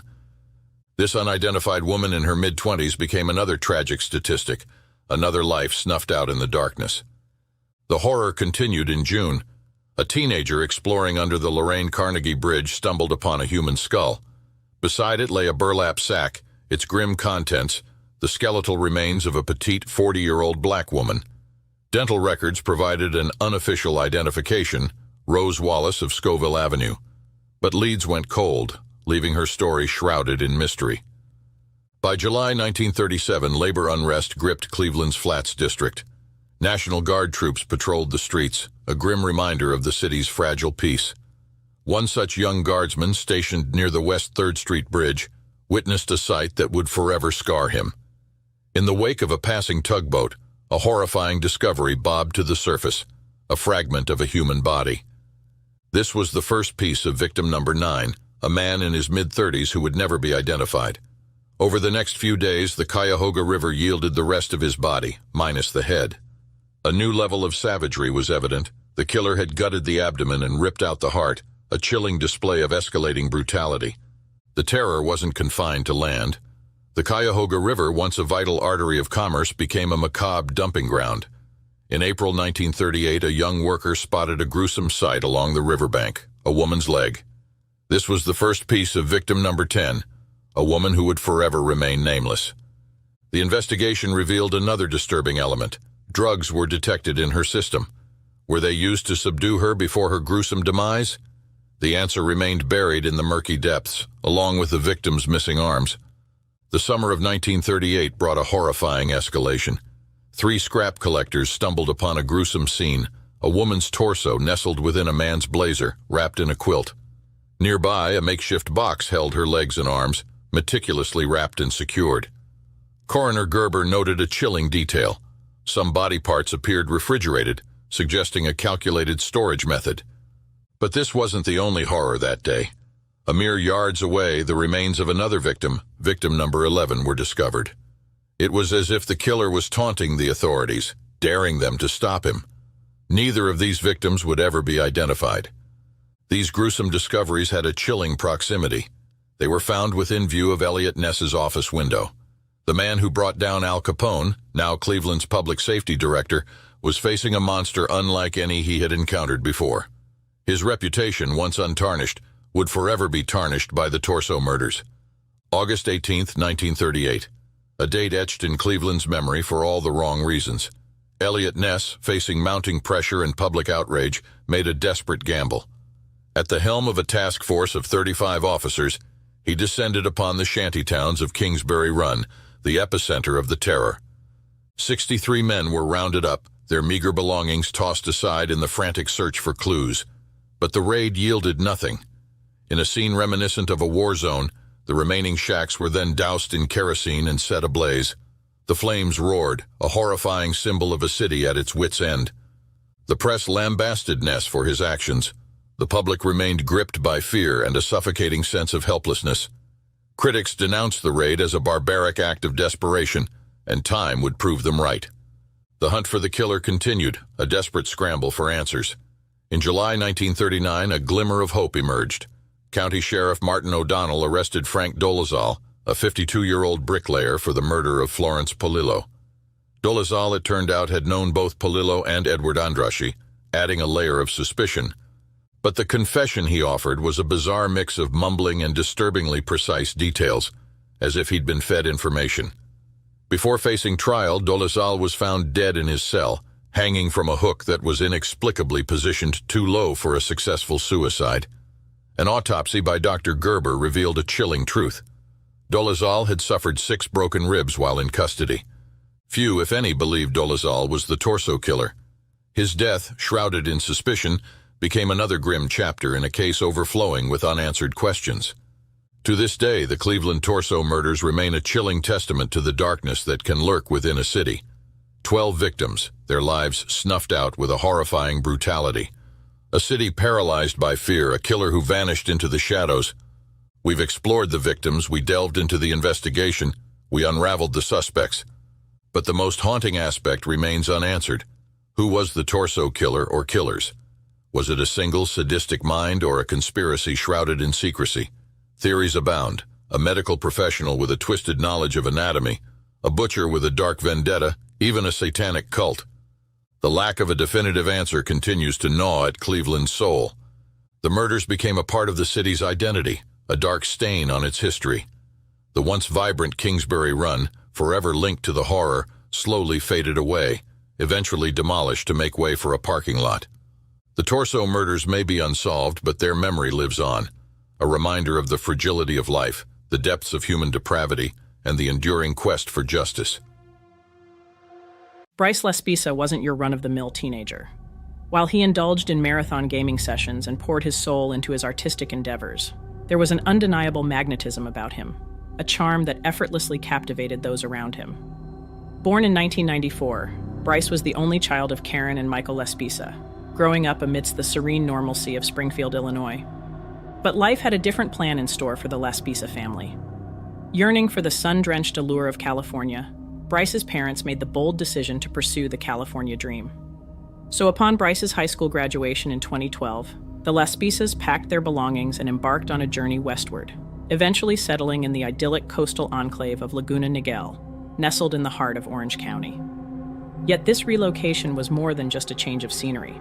It was also a jumping-off point for Bryce's college career. Despite the distance, a 7-hour trip by car from his parents' home in Orange County, he remained steadfast in his pursuit of education, opting to attend Sierra College, a prestigious institution renowned for nurturing budding artists. Bryce's determination remained unshaken as he enrolled in the graphic and industrial design program, eager to chase his artistic aspirations. Initially, Bryce's freshman year at Sierra College appeared to unfold with ease. He forged a strong bond with his roommate, Sean Dixon, a kindred spirit who shared his passion for gaming. Additionally, Bryce found companionship in Kim Sly, a fellow student whose presence added a dash of romance to his college experience. Yet, beneath the veneer of normalcy, lurked a troubling turn of events that would leave a community wondering what happened, and a family reeling from the loss of their son. Join us on Fireside Unsolved, Episode 64, as we plunge into the perplexing case of Bryce Laspisa's unsolved disappearance.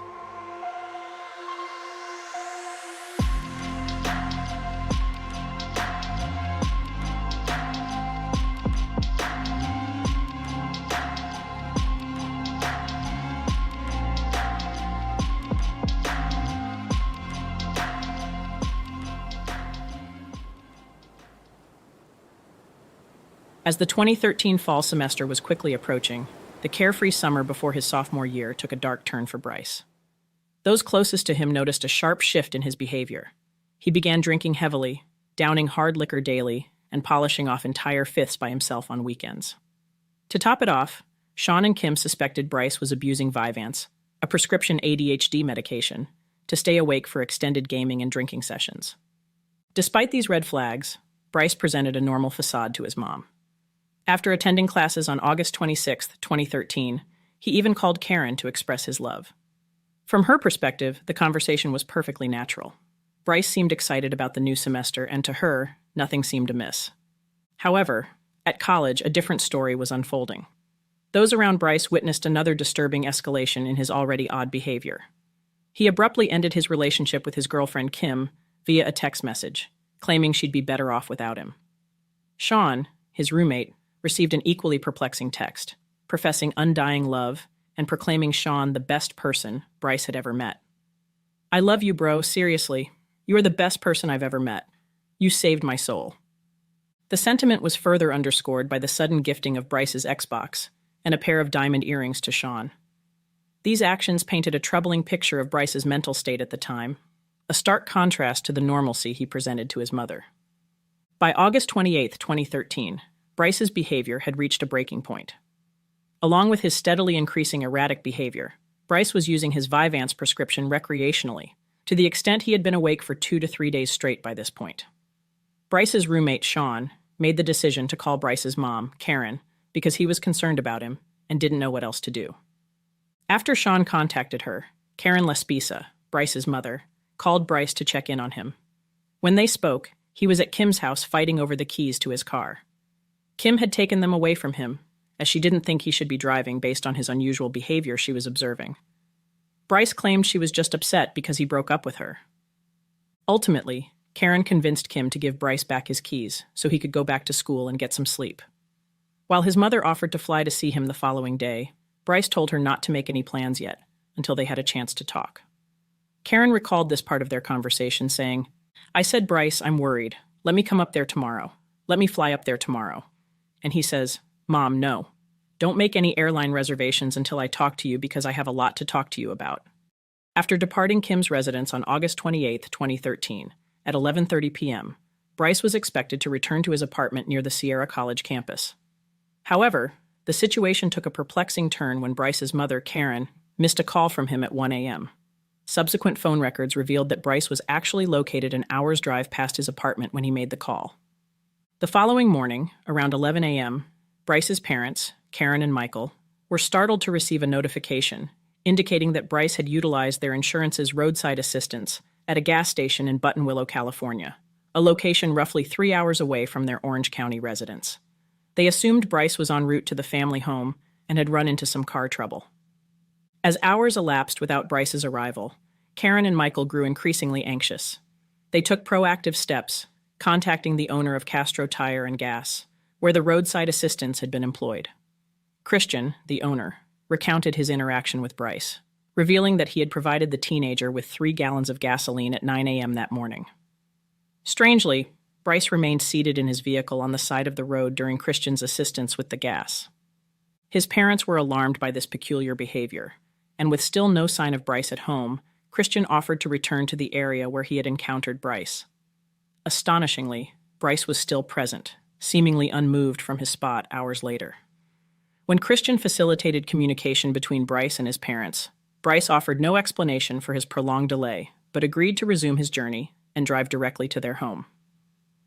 As the clock struck 3 p.m. and Bryce still had failed to return home, Karen and Michael took decisive action, filing a missing persons report with the Orange County Sheriff's Department. Swift police intervention led to the discovery of Bryce a mere 8 miles from where he had received assistance from Christian. Despite the alarming and peculiar circumstances, Bryce exhibited no signs of intoxication, and a thorough search of his vehicle yielded no evidence of drugs or alcohol. Passing a roadside sobriety test, Bryce's demeanor remained strange as he hesitated to engage with his concerned parents during another phone call, this one facilitated by the police. When questioned about his activities, Bryce cryptically replied with he was blowing off steam, leaving his parents worried, confused, and grasping for answers. In a bid to ensure Bryce's safety, Karen reached out to Christian once more, imploring him to locate her son and guide him onto the highway. Christian arrived at Bryce's location around 8 p.m., nearly 13 hours after their initial encounter.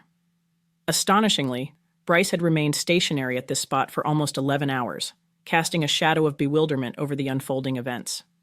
With Christian's assistance, Bryce finally resumed his journey, albeit under the watchful eye of the mechanic who trailed him for approximately 10 miles, ensuring his safe passage onto the freeway. However, the respite from concern was short-lived. At 2:09 a.m., Bryce reached out to his parents, expressing fatigue and an intention to pull over for a nap at a rest stop. Little did they know, this would mark the final communication from Bryce, plunging them into uncertainty and a fear for their son's safety. When the sun rose that morning, and in a devastating turn of events, police notified Karen and Michael that Bryce's car had been found at the bottom of a 25-foot embankment near Castaic Lake. However, Bryce was nowhere to be found inside the vehicle. The rear windshield showed signs of forced breakage, leading authorities to surmise that Bryce had escaped from the wreckage. Tragically, tire tracks suggested that the crash may have been intentional. Subsequent investigations revealed a chilling sequence of events. Bloodhounds traced Bryce's scent to a nearby truck stop, where he had seemingly walked from the crash site, leaving behind crucial belongings including his wallet, phone, and laptop. Surveillance footage contradicted Bryce's earlier claim of intending to pull over for rest, instead showing him driving towards the lake after his 2 a.m. phone conversation with his mother. A haunting gap in the timeline emerged, with Bryce captured on camera driving up a hill at 2:15 a.m. and then again at 4:29 a.m., leaving over a 2-hour period unaccounted for. Despite exhaustive search efforts, including the use of cadaver dogs and divers scouring the lake, Bryce remained missing. In the absence of concrete answers, a multitude of theories have emerged, many suggesting Bryce may have been experiencing a mental health crisis. Yet, amidst the uncertainty, Karen and Michael Laspisa refused to relinquish hope of uncovering the truth about their son's fate. They maintain an active Facebook page, sharing updates and tirelessly advocating to keep Bryce's story alive in the hopes that someday, the mystery surrounding his disappearance will be resolved. If anyone has any information about Bryce or his whereabouts, please don't hesitate to visit the Facebook group Find Bryce Laspisa or call 949-292-4400. Your assistance could be crucial in helping to bring closure to this mystery. As we conclude this episode of Fireside Unsolved, the lingering mysteries of Bryce Laspisa's disappearance cast a haunting shadow over our thoughts. The eerie whispers of unanswered questions persist, echoing through the corridors of our minds long after the final words have faded. But as we close this chapter, let's not forget the unsettling truth that some mysteries defy resolution, slipping through the cracks of our understanding like phantoms in the night. In the darkness of uncertainty, even as we acknowledge the ominous allure of the unknown, we find glimmers of light in the shared pursuit of truth. Until next time, we'll be here, Fireside.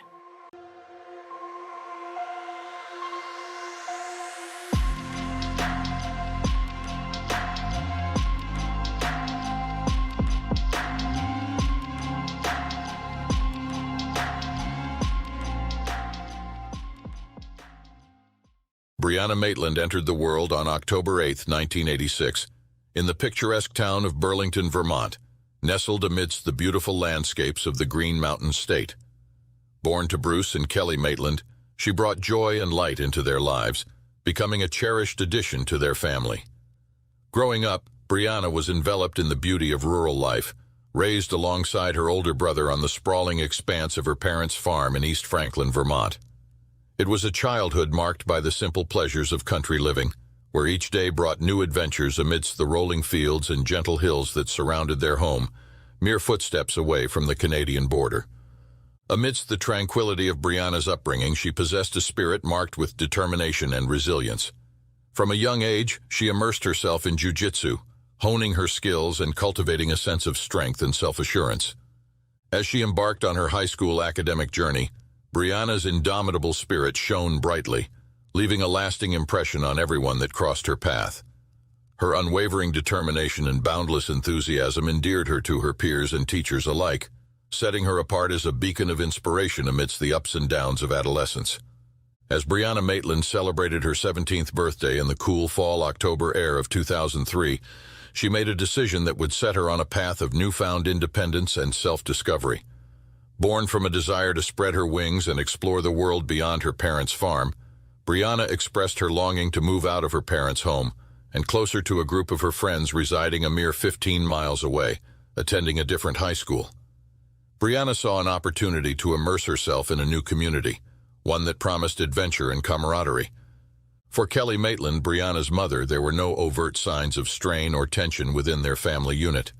Instead, Brianna's yearning for independence stemmed from a desire to forge her own path at a young age and to cultivate a sense of autonomy that she had long coveted.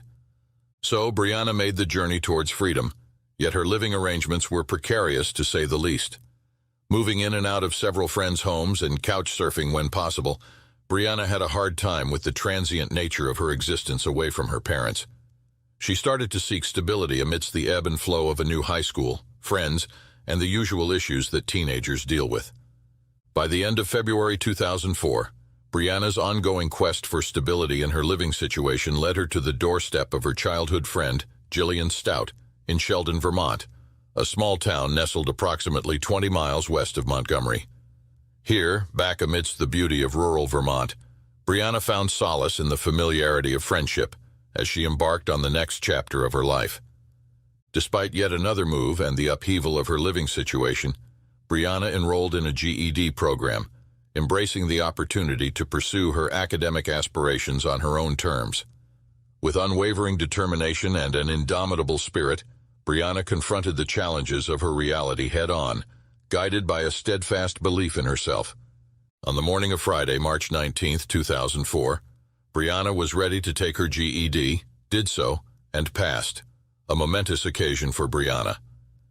Following the successful completion of her exam, Brianna went to a celebratory and leisurely lunch with her mother, Kelly.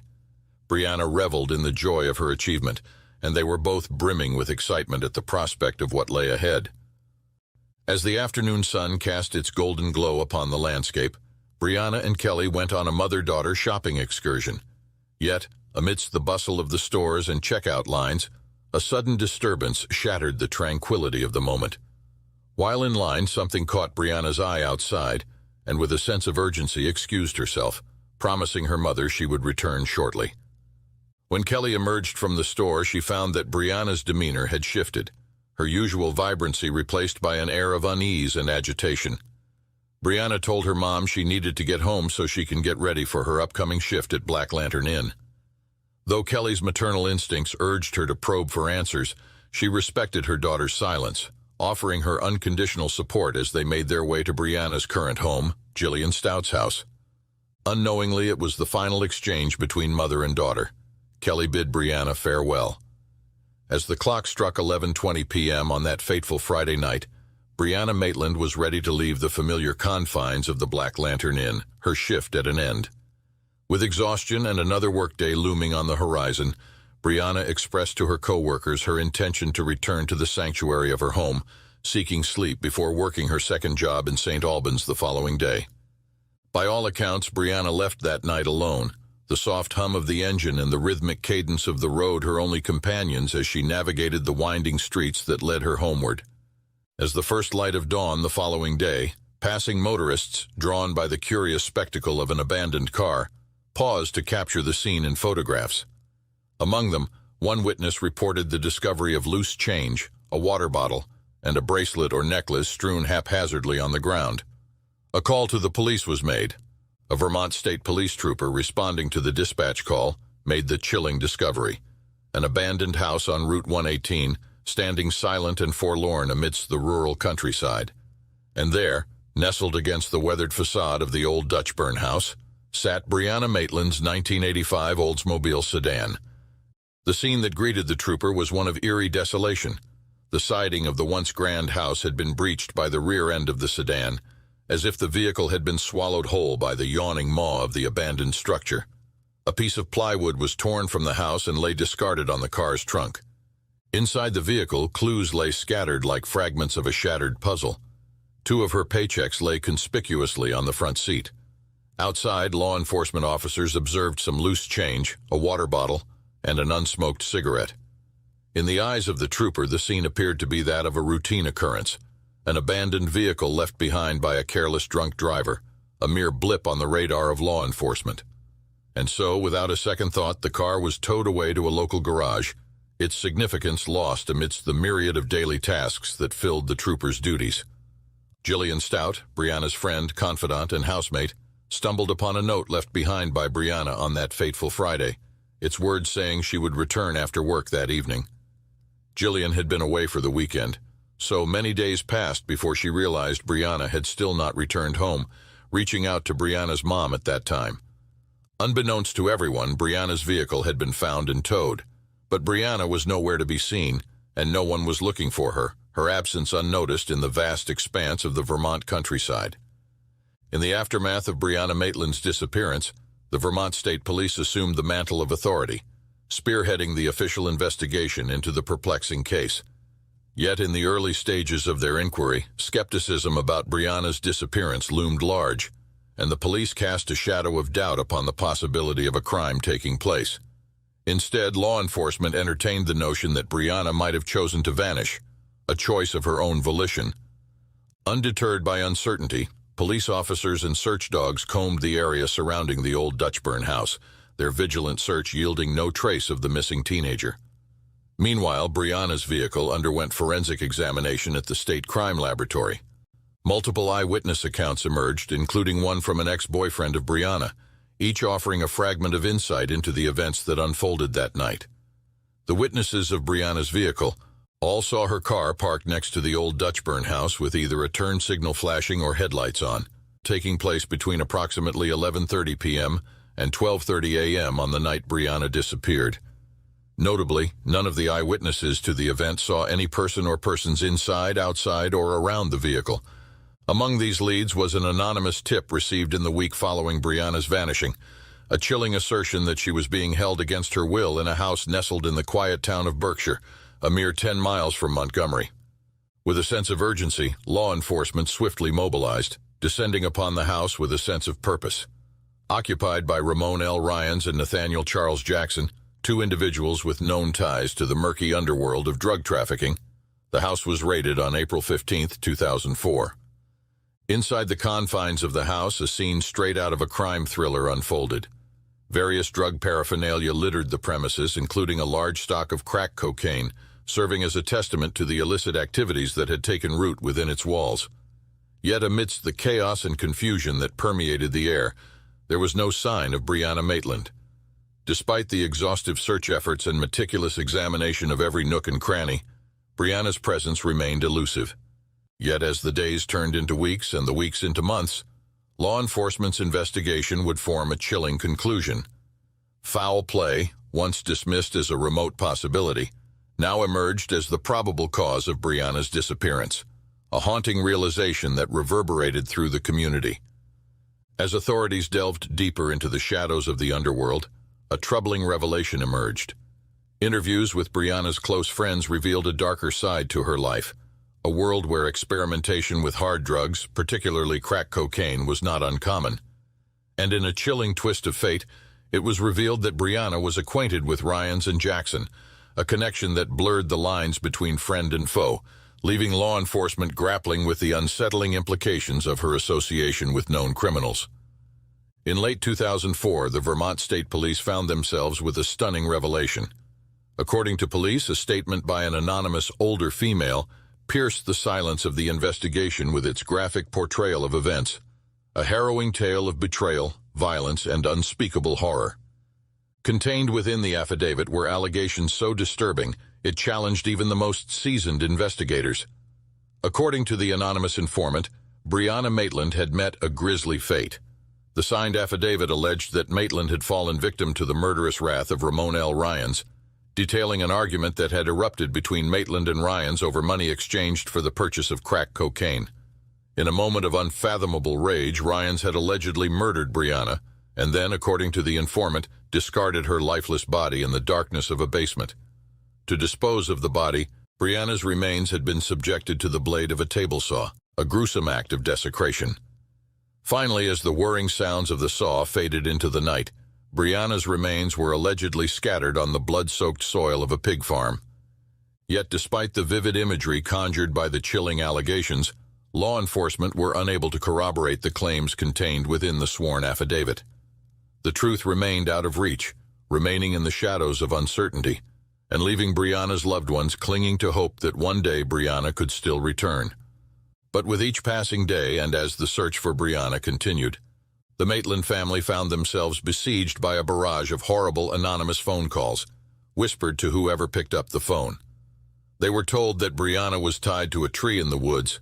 Another time the caller said that she was disposed of at the bottom of a lake. The calls were too cruel to contemplate, leaving the Maitland family haunted by the unknown, seemingly forever trapped in a nightmare without end. However, in 2006, a glimmer of hope emerged as security footage from a casino in Atlantic City, New Jersey, captured the image of a woman bearing a striking resemblance to Brianna. Yet despite painstaking efforts to identify the mysterious figure, her true identity remained unknown. In 2012, as law enforcement delved into the unsettling realm of serial killer Israel Keyes, wounds were reopened with the possibility he killed Brianna.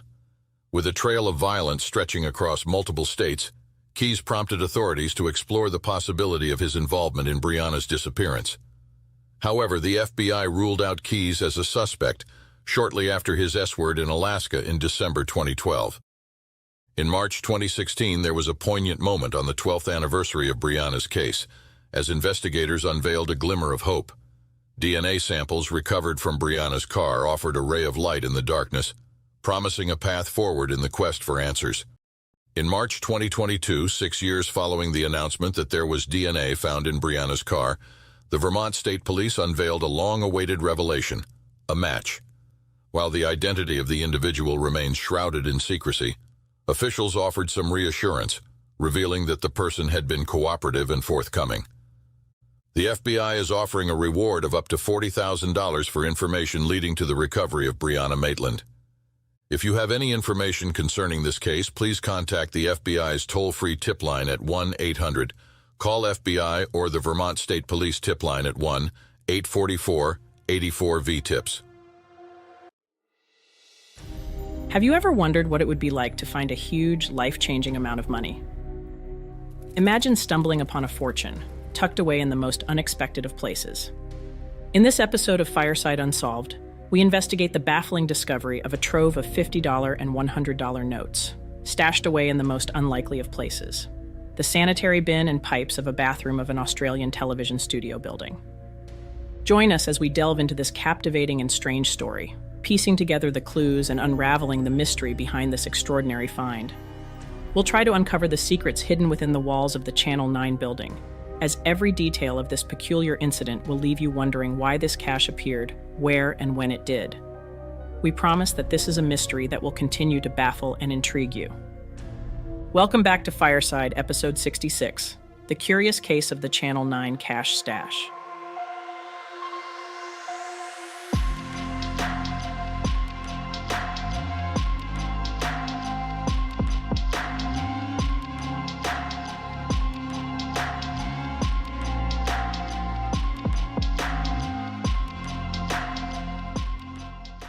It was a mundane day like any other at the bustling Channel 9 building, located at 717 Bourke Street in Docklands, Australia. Janitor Chamindu Amarsinghe moved with practiced efficiency, his footsteps echoing softly against the tiled floors as he navigated the familiar paths of his daily routine. Little did he know that within the confines of a seemingly innocuous disabled toilet, a discovery awaited that would shatter the monotony of his routine and plunge him into a chilling mystery. As Chamindu diligently went about his duties, meticulously tending to the cleanliness of the building, his attention was drawn to the unassuming presence of a sanitary bin nestled in the corner of the disabled toilet. With a practiced hand, he reached for the bin, fully expecting nothing more than the usual array of discarded tissues and paper towels. However, what he found within would defy all expectations and send a chill racing down his spine. With a mixture of curiosity and apprehension, Chamindu peered into the depths of the bin, his eyes widening in shock as he beheld the sight before him. Nestled amidst the refuse lay bundles of crisp $50 and $100 notes, their presence a stark contrast to the surroundings of the Channel 9 building bathroom stall. In that moment, the air seemed to crackle with an electric tension as Chamindu grappled with the magnitude of his discovery. As Chamindu's fingers brushed against the bundles of cash held within the depths of the sanitary bin, his mind reeled with disbelief. The sheer magnitude of the discovery was staggering, leaving him momentarily paralyzed with astonishment. Chamindu wasted no time in alerting his supervisor to the perplexing find. With a sense of duty and honesty weighing heavily upon him, he watched as the authorities were summoned and an investigation ensued. In the days that followed, the Channel 9 building became a hive of activity, with investigators flocking to the scene. At the same time, plumbers were called upon to investigate the source of a stubborn blockage that had plagued the building's plumbing system for the past few days, unaware of the shocking revelation that awaited them. And then, the truth came crashing down like a thunderbolt. Amidst the tangled maze of pipes, they discovered the source of the blockage. Wads of cash, crumpled and sodden from their journey through the labyrinthine depths of the plumbing system. It was a sight that defied all logic. As the police meticulously counted the newly found bundles of cash, the mystery only seemed to deepen, each new clue adding another layer of intrigue to the mystery that had gripped the Channel 9 building. Amidst the chaos, the security footage emerged as a glimmer of hope, a tantalizing glimpse into the heart of the case. Yet even as the grainy images flickered across the screen, revealing the figure of a man with 2 duffel bags disappearing into the disabled toilet for an inexplicable 5-hour stint, more questions than answers arose. Exhaustive efforts to decipher the clues embedded within the CCTV footage, and one individual, Emerald Nguyen, found himself thrust into the spotlight, his every move scrutinized under the harsh glare of suspicion. After he said he had no memory of procuring or abandoning the money, as he was under the influence of drugs, the charges were dropped, leaving behind a bitter taste of frustration and disillusionment. With no other discernible leads to pursue, law enforcement found themselves trapped in a web of uncertainty. As the days turned into weeks and the weeks into months, once promising leads dwindled into nothingness, leaving behind only the cold, unyielding silence of unanswered questions. Despite the best efforts of law enforcement, the origin of the cash remained a tantalizing mystery. And so, the Channel 9 building stood as a silent witness. With no one coming forward to claim the cash, it seemed as though the truth would forever remain elusive, lost amidst speculation and conjecture. Then, in a surprising twist, the Melbourne Magistrates Court stepped forward to pass judgment on the fate of the unclaimed cash that had captured the nation's attention. With all eyes turned towards the solemn halls of justice, anticipation hung thick in the air as the court prepared to deliver its verdict. 3 years after the initial finding of the money, the court invoked the age-old principle of finders keepers, a decision that would have far-reaching implications for all involved. With bated breath, onlookers waited as Magistrate Michael Smith, a figure of authority and gravitas, prepared to pronounce judgment. With a measured tone that belied the weight of his words, Magistrate Smith delivered his verdict, decreeing that a substantial portion of the unclaimed cash rightfully belonged to Chamindu Amarsinghe. There is no reason why such honesty should go unrewarded, as a staggering $81,597 was awarded to the humble janitor who had stumbled upon the windfall in the most unlikely of circumstances. It was a moment of triumph for honesty and integrity, a reaffirmation of the timeless adage that virtue shall not go unrewarded. Amarsinghe, who was studying information technology in New Zealand at the time, said he was speechless when he received the phone call giving him the news. "I'm really, really lucky. I'm not going to waste it," he said. Police involved in the case supported the magistrate's decision, with the investigating detective, Senior Constable Daniel Thorne, telling the Herald Sun, "He's a struggling student who straight up didn't even think of pocketing it." And so, as the gavel fell and the echoes of the courtroom began to fade, Chamindu Amarsinghe embarked on a new chapter in his life, forever changed by the extraordinary events that had thrust him into the limelight. Beyond the confines of a single courtroom, a single bathroom stall, and the boundaries of a single narrative, Chamindu's story serves as a timeless reminder of the enduring human spirit. For in the end, it was not the weight of riches nor the allure of fame that defined his legacy, but rather the simple act of doing what was right, even when the odds seemed stacked against him.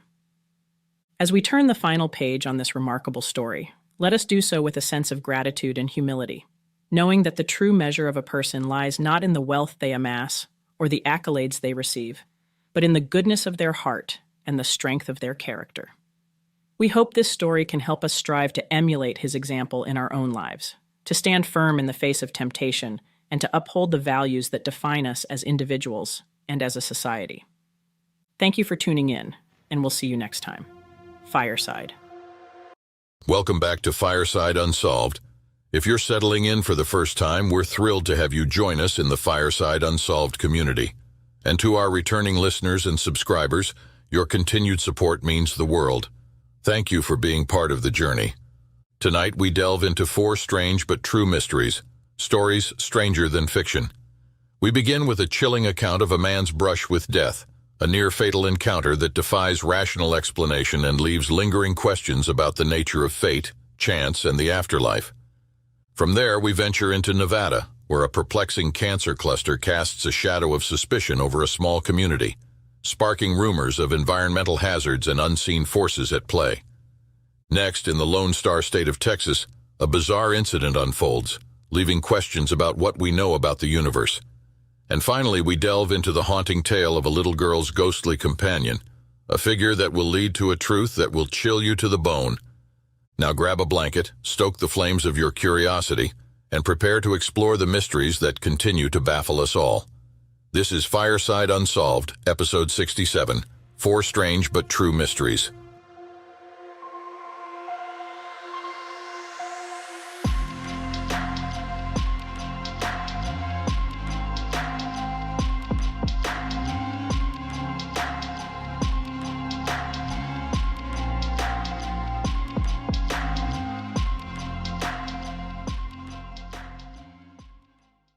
In June 1980, the Indiana skies crackled with the promise of an approaching summer storm. While on the ground, a man by the name of Robert Davidson embarked on a routine journey along the winding stretches of Interstate 74. As the distant rumble of thunder grew closer and closer, Davidson seemed somewhat oblivious to the imminent danger lurking on the horizon. So he pressed on, his motorcycle carving a solitary path through the heart of Indiana. Then the skies opened, unleashing a torrential downpour upon the unsuspecting traveler. With lightning dancing across the sky, Davidson knew he had little time to spare and needed to get to safety. In a desperate bid to shield himself from nature's wrath, Davidson veered to the side of the road and attempted to grab his rain gear amidst the onslaught of rain and lightning.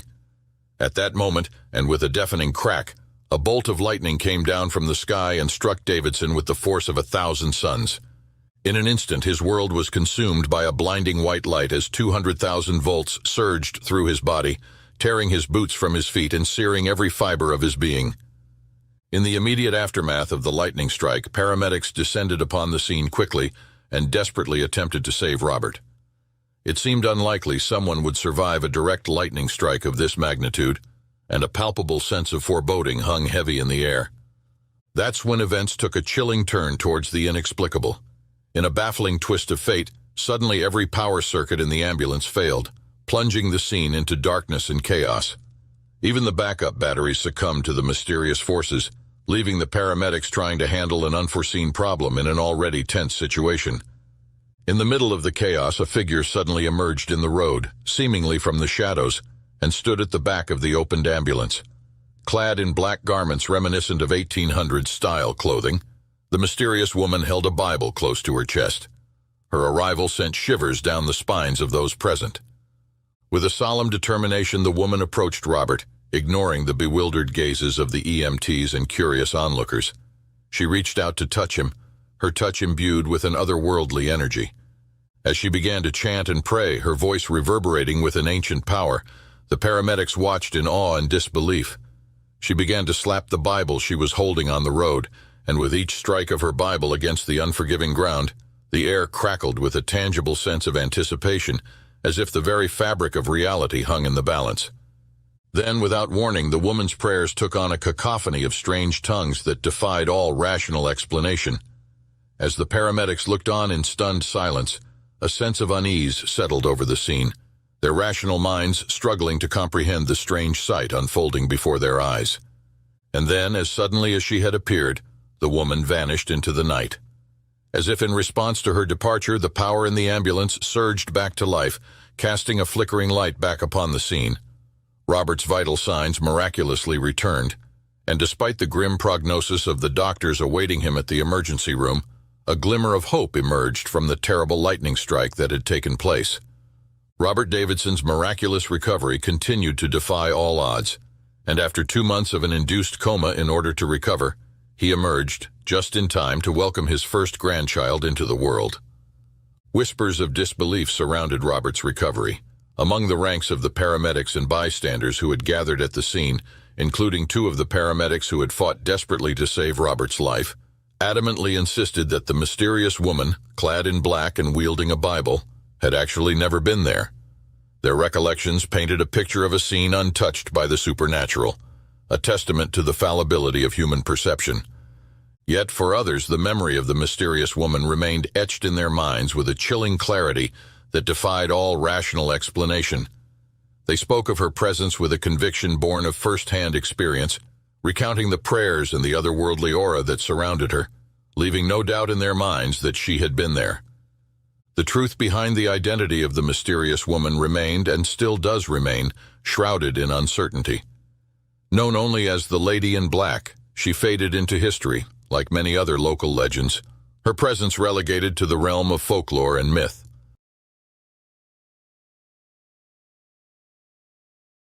In the expanse of Nevada lies Fallon, a serene little town seemingly untouched by the chaos of the outside world.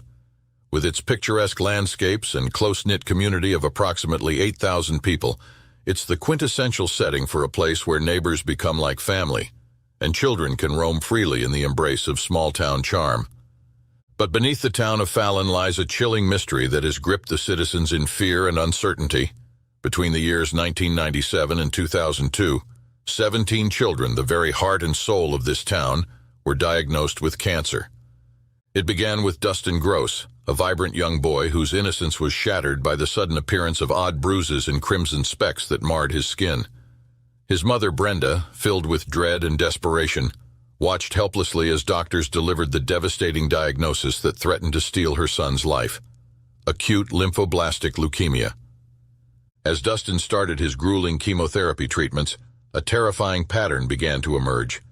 Over the span of just 2 years, 14 more children in the Fallon area fell victim to the almost identical cancer that Dustin was diagnosed with, a staggering statistic for a town of such modest proportions.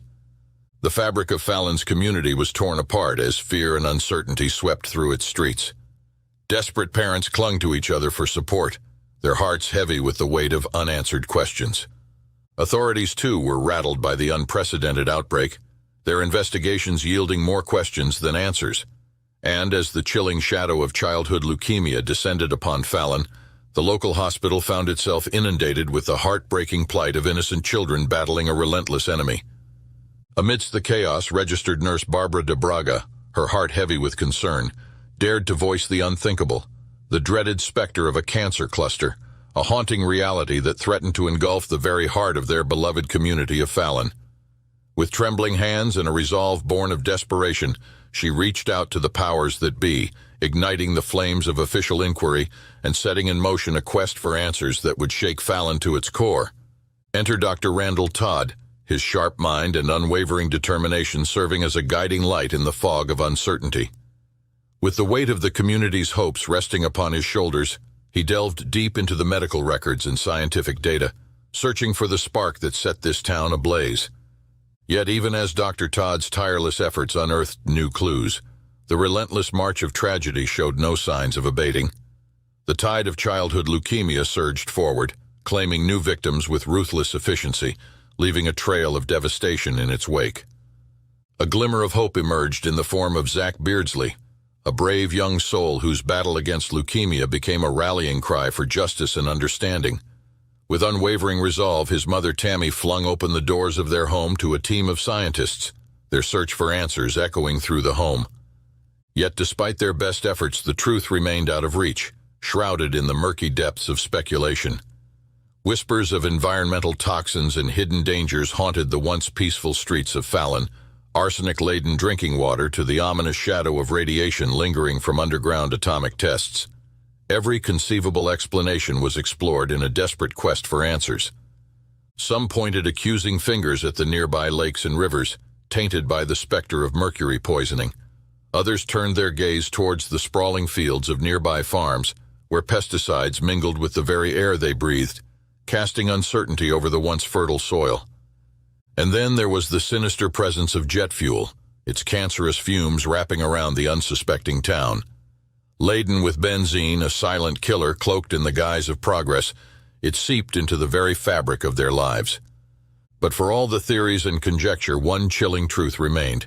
None could be 100% confirmed, so none could be concretely connected to the tragic cases that had rocked Fallon to its core. The stark reality of the cancer cluster's impact reverberates far beyond the confines of this small Nevada town. Children's lives were left forever altered by the cruel hand of fate, becoming unwitting symbols of a community's struggle against an invisible enemy. As experts still delve into the depths of scientific inquiry to find out what happened during that 5-year stretch in Fallon, a new theory emerged from the ashes of uncertainty. Ground deposits of cobalt and tungsten, hidden beneath the surface of Fallon's soil, may hold the key to unlocking the mystery that has plagued this community for far too long.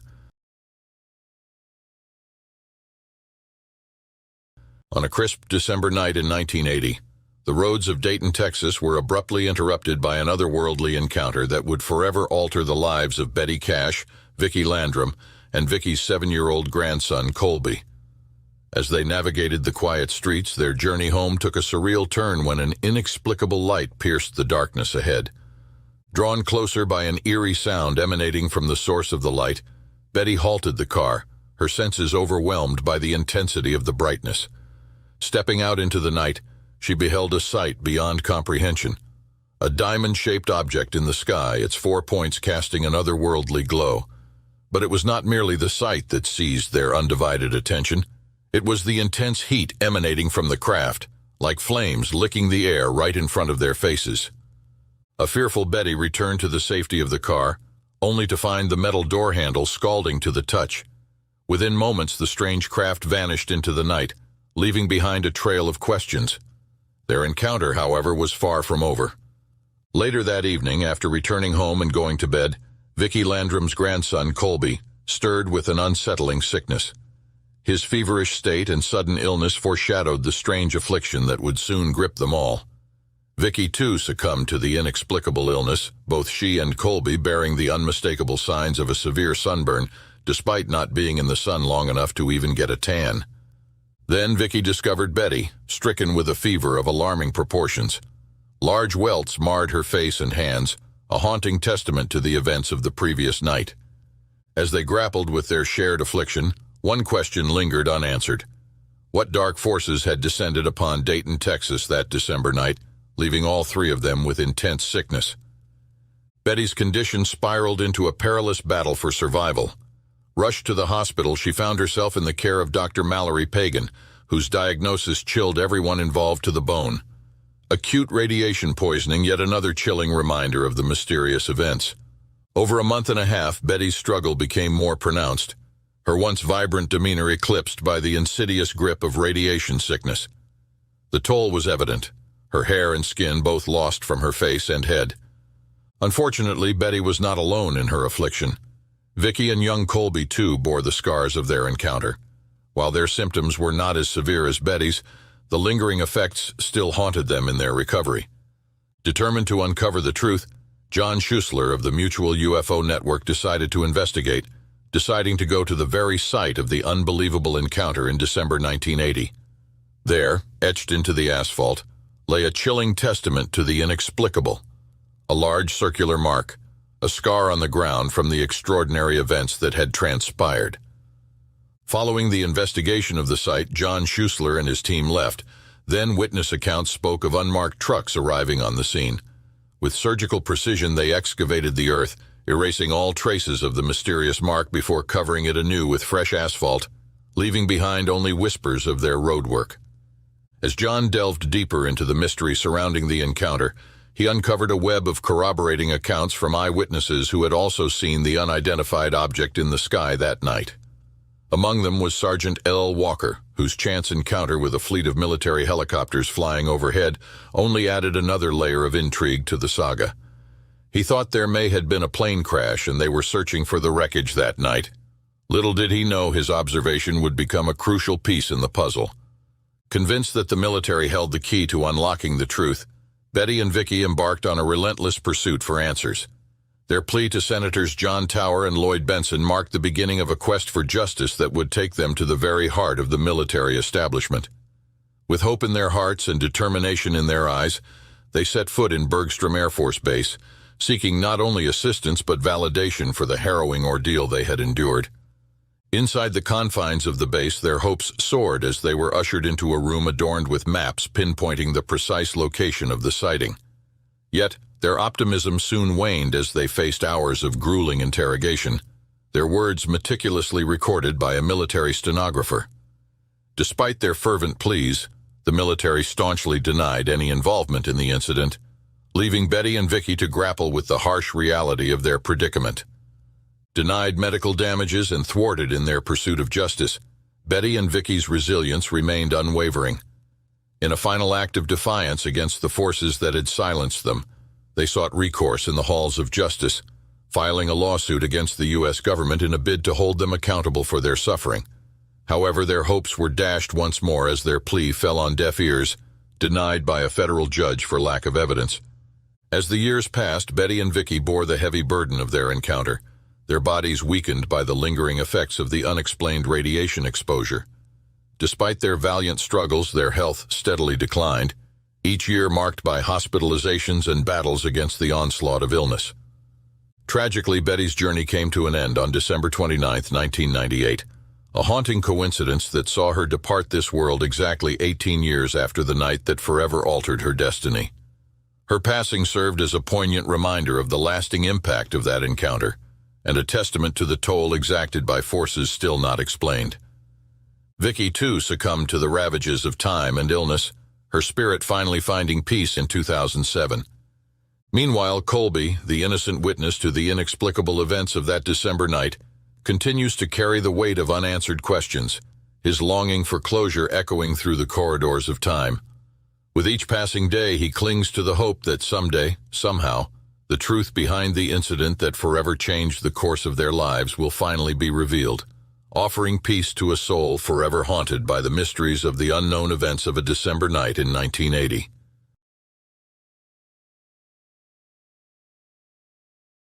In January 2000, Jodie Foster, a 30-year-old single mother, found herself on the hunt for a new place to call home.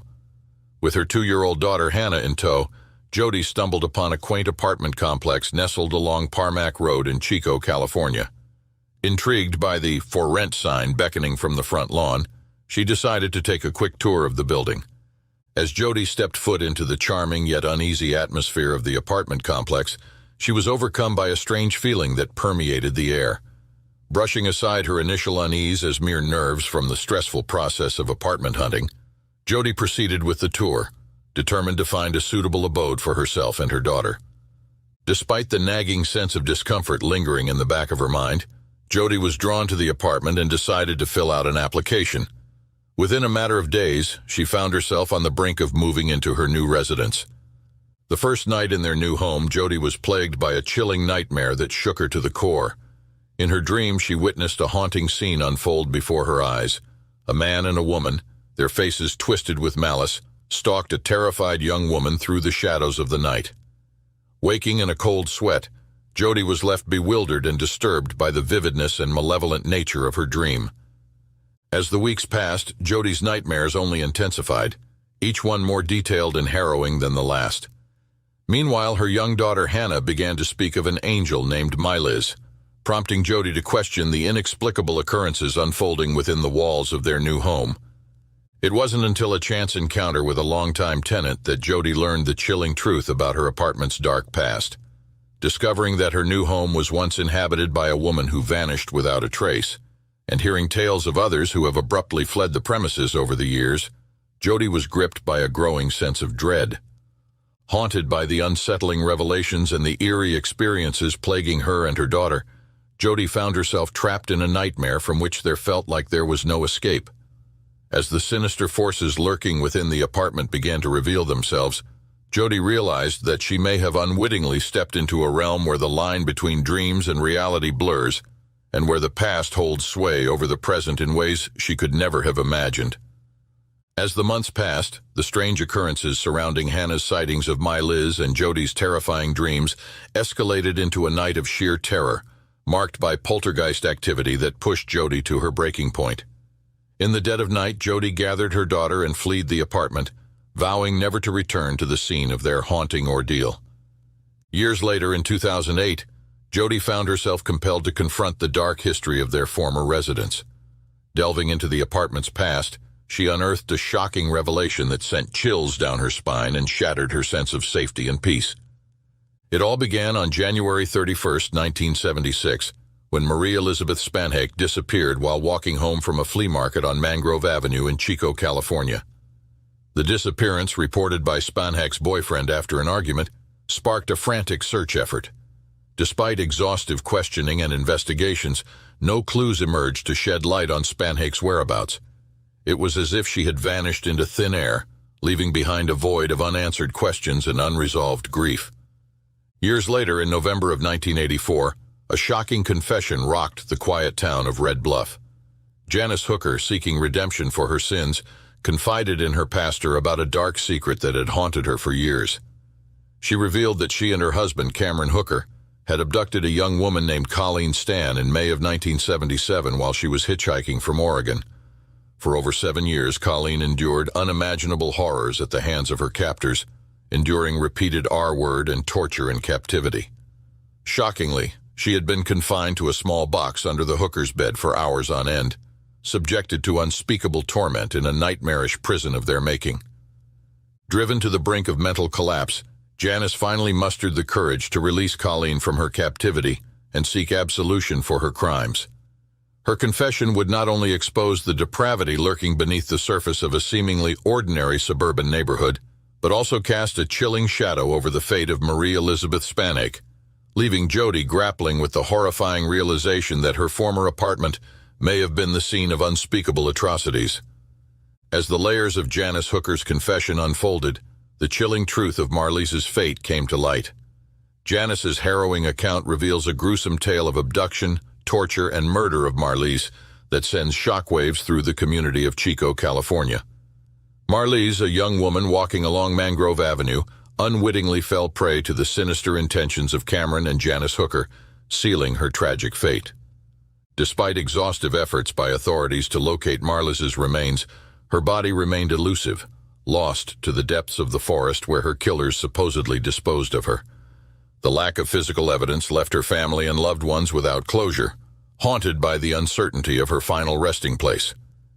In a twist of fate, Janice Hooker struck a deal with the district attorney, securing immunity from prosecution in exchange for her testimony against Cameron Hooker. Could Hannah's encounters with the angelic presence of My Liz be more than mere coincidence? Were Jody's nightmares a conduit for Marlise's restless spirit, seeking justice from beyond the grave? She still grapples with these haunting questions. Jody did take a leap of faith, and on the off chance they did not know any information relayed to her daughter by My Liz, she reached out to the Red Bluff Police Cold Case Department with the shocking details of her story. In a surprising turn of events, detectives were stunned by the accuracy of Jody and her daughter's account, sparking renewed hope for answers of where Marlise's remains are in the decades-old mystery of Marlise's disappearance, so she can be laid to rest. Welcome to Fireside Unsolved, where we delve deep into the most baffling and chilling unsolved mysteries, illuminating the dark corners that haunt the corridors of justice. In today's episode, we explore the perplexing disappearance of Sherri Vanessa Holland, a case that has mystified authorities and captivated the public since 1996. From her affluent lifestyle to her secretive business dealings and a personal life filled with conflict, Sherri's story unfolds like a classic film noir. Stay with us by the fireside as we piece together the events leading up to her vanishing and the subsequent investigations that reignited hope. Together, let's try to uncover the mysteries behind Sherri Holland's unsolved disappearance. Remember, someone out there holds the key, and perhaps this episode could light the way to solving a puzzle that has remained unsolved since 1996.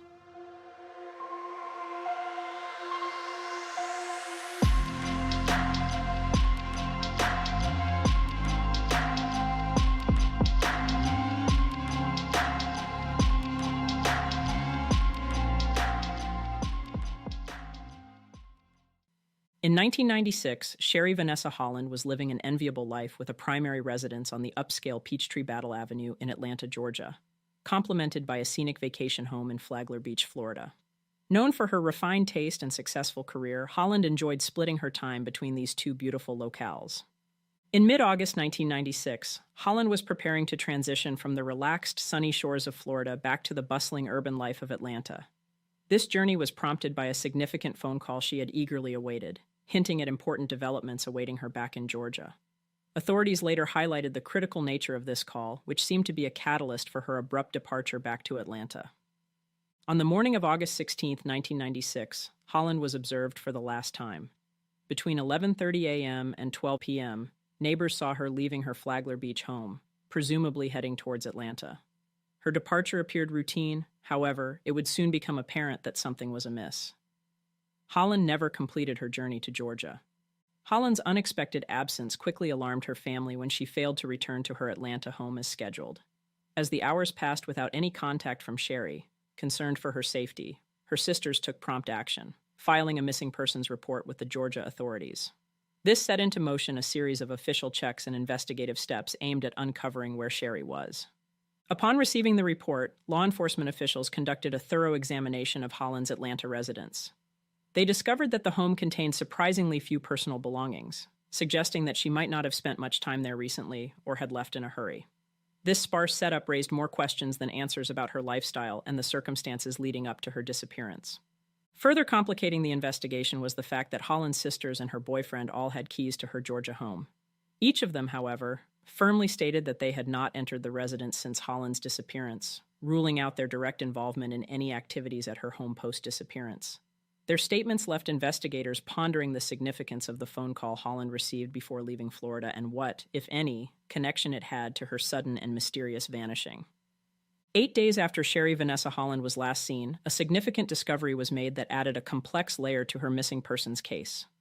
On August 25, 1996, her gold-colored 1987 BMW 325i, bearing Georgia license plates numbered BKT 664, was found abandoned.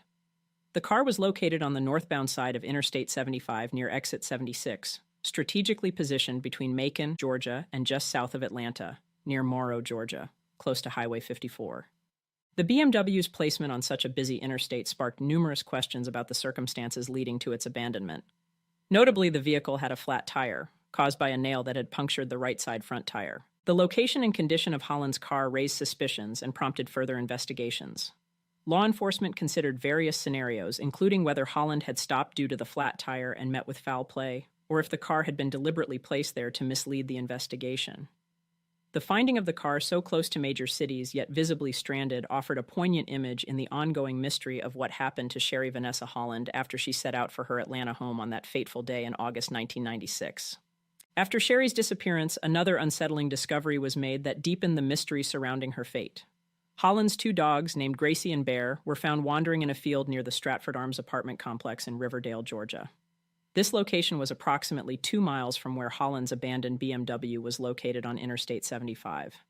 The dogs being found so far from home without their owner sparked further concern and urgency in the ongoing investigation.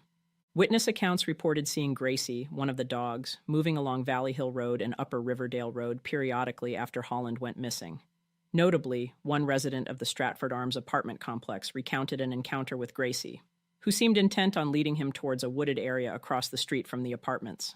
This behavior suggested that the dog might have been trying to draw attention to a particular location possibly linked to Holland's disappearance. Acting on this potential lead, investigators thoroughly searched the indicated wooded area across from the Stratford Arms apartments. Despite their efforts, no evidence directly connected to Holland's case was uncovered in the search. The discovery of the dogs and their actions raised questions about the events leading up to and following Holland's disappearance. Yet the absence of concrete evidence in the wooded area left authorities puzzled and without the answers they needed to solve the mystery of her whereabouts. The mystery deepened with an anonymous tip that introduced a new potential scenario in the investigation. The informant reported seeing Sherri near her abandoned BMW on Interstate 75 on the day she vanished.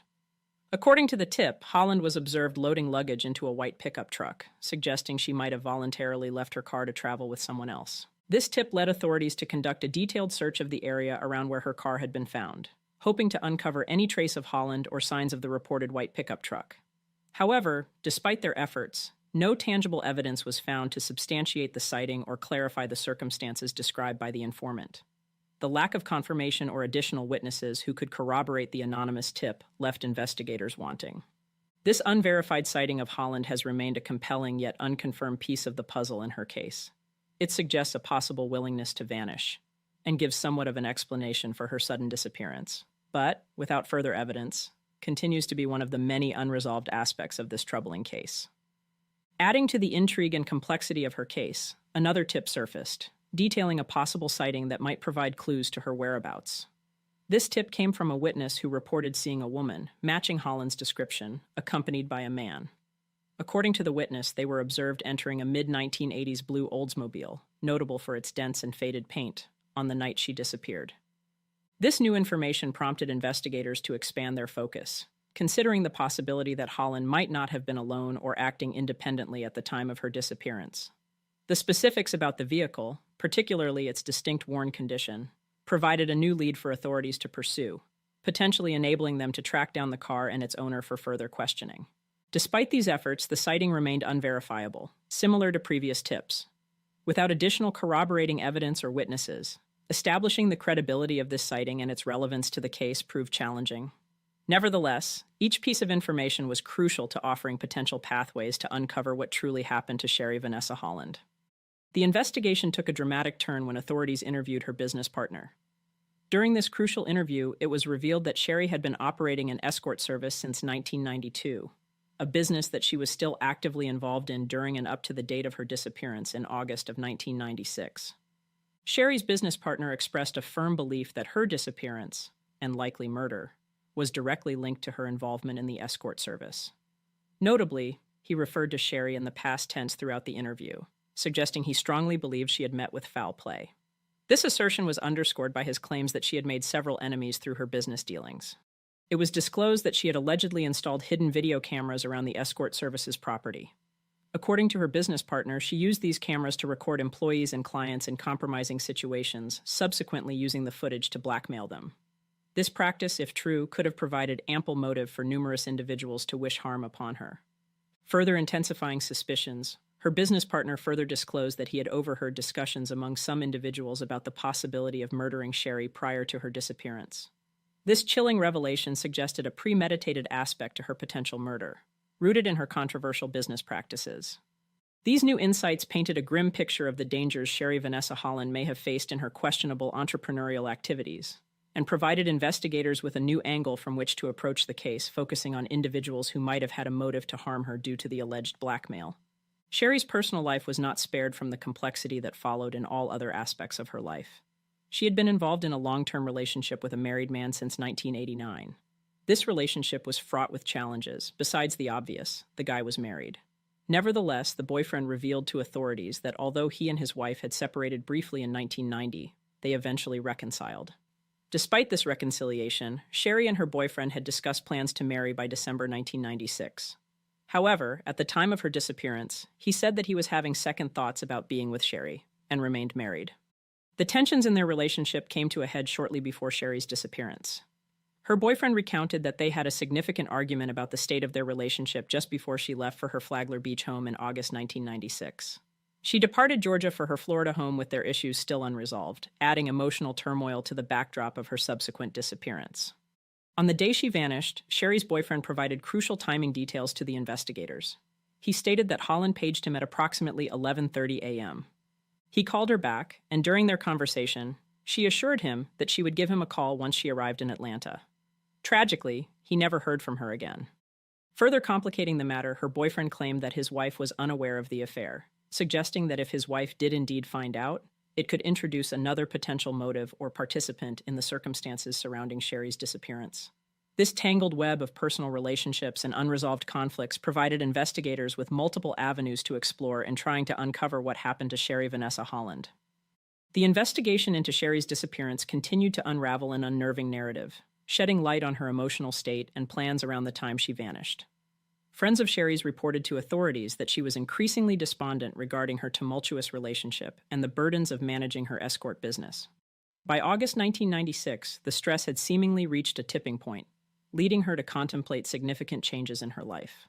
According to these friends, she had expressed a desire to leave everything behind and travel to Europe, viewing it as an opportunity to escape her current circumstances. Further intriguing developments emerged when a source provided investigators with a recording of a phone conversation from a month after Sherri's disappearance, in September 1996, between one of Sherri's sisters and an unidentified individual. In this conversation, her sister speculated that she might have deliberately orchestrated her own disappearance to start a new life overseas. This possibility suggested a scenario where Sherri Holland, overwhelmed by her personal and professional life, chose to disappear voluntarily, seeking a fresh start far from the complexities of her life in the United States. This theory added a new dimension to the case, complicating the investigation by introducing the possibility that her disappearance might not have involved foul play, but was instead a premeditated decision to forge a new identity in a different part of the world. However, without concrete evidence to confirm her presence abroad or validate the claim of self-staged disappearance, this theory remained speculative, leaving authorities and those close to Sherri grappling with more questions than answers about her ultimate fate. In 2018, a renewed spark of hope emerged when the Morrow Police Department received a potentially pivotal anonymous electronic tip. Police Chief James Calloway personally vetted this tip and deemed it significant enough to reinvigorate the search efforts for Sherri Holland 22 years after her disappearance. The tipster claimed that items believed to be Holland's personal effects had been discovered, leading to an organized search in an undisclosed wooded area specifically aimed at finding Sherri Vanessa Holland's remains. For this intensified search effort, the Morrow Police collaborated with multiple agencies, including the Georgia Bureau of Investigation, Clayton County Sheriff's Office, and a team equipped with 4 cadaver dogs from South Carolina. This multi-agency operation underscored the serious nature of the lead and the ongoing commitment to resolving Holland's case. Further insights into the initial stages of the investigation were shared by Chief Calloway during an interview in 2018, shedding light on what was found in Holland's car back in 1996. The discovery of a loaded gun, her purse, and approximately $2,400 in cash inside the vehicle raised more questions than answers. Notably, her wallet and any suitcases she might have been traveling with were missing, suggesting that either she had intended to return or someone else had removed some items from the car. These details, combined with the newly surfaced tip, underscored the enduring intrigue of Sherri's disappearance, as authorities continued to piece together the events that led to her vanishing. Sherri Vanessa Holland's case remains a mystery, with unresolved questions about whether she left willingly or if other, more ominous circumstances played a role in her disappearance. Despite the passage of time and the efforts of various law enforcement agencies, her whereabouts and the circumstances surrounding her vanishing remain unknown. The case continues to be active, and both the authorities and Sherri's loved ones hold on to hope that new information might emerge to provide closure. In light of this ongoing mystery, the Morrow Police Department and the Georgia Bureau of Investigation are urging anyone who might have any information, no matter how small or seemingly insignificant, to come forward. Tips can be a crucial part of piecing together the puzzle of Holland's disappearance. If today's episode moved you, sparked your curiosity, or if you have any information that could help shed light on this case, we urge you not to remain silent. Remember, even the smallest piece of information could be the key to unraveling this mystery. Anyone with information about the case is asked to contact Morrow Police at 770-960-3003 or the Georgia Bureau of Investigation tip line at 1-800-597-TIPS. Thank you for joining us on Fireside Unsolved, episode 68, as we navigated the twists and turns of Sherri Vanessa Holland's story, diving deep into the complexities and the chilling possibilities of what might have happened to her. Don't forget to like and subscribe to Fireside Unsolved to stay updated with our latest episodes. Together, we can keep the flame of these stories burning, pushing for answers and advocating for justice. Good night, stay safe, and we'll see you next time at the usual spot, Fireside. Hi everyone. Today we have a shorter video for you. A dive into a mysterious event that's bound to pique your curiosity. Get ready for a quick exploration into the mysterious side of things. Welcome to Fireside Unsolved, episode 69. Would you, could you, on a train?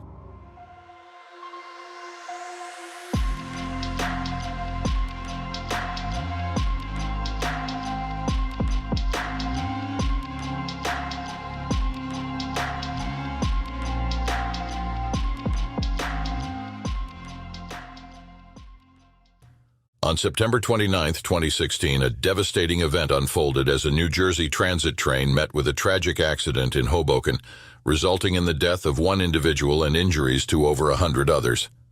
In the eerie aftermath of this calamity, a chilling piece of media began to circulate. The night prior to the crash, viewers of the Utica area television station WKTV were confronted with a disturbing message from the emergency alert system. The on-screen text, meant to warn of impending dangers, carried an ominous and cryptic warning. Civil authorities have issued a hazardous materials warning for the United States, effective until September 29, 2:16 a.m. Could you, on a train? Wait for further instructions.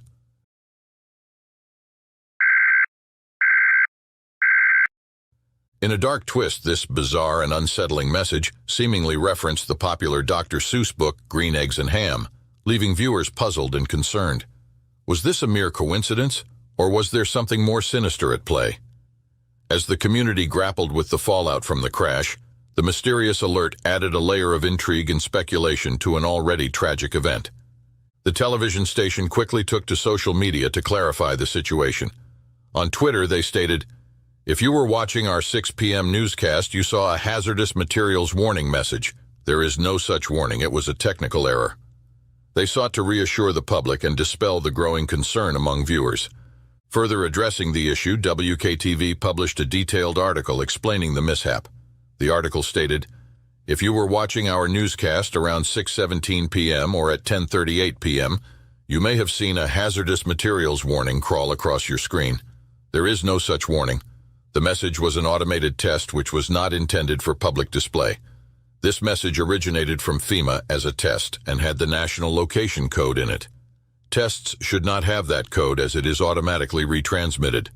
We have contacted New York State Broadcasters Association, who administers the emergency alert system in New York. We are working with FEMA to resolve this. Our apologies for the confusion this may have caused." In the wake of the unsettling emergency alert system message that aired on WKTV, a flood of conspiracy theories and rumors began to circulate online, fueled further by a comment from the station clarifying a crucial misunderstanding.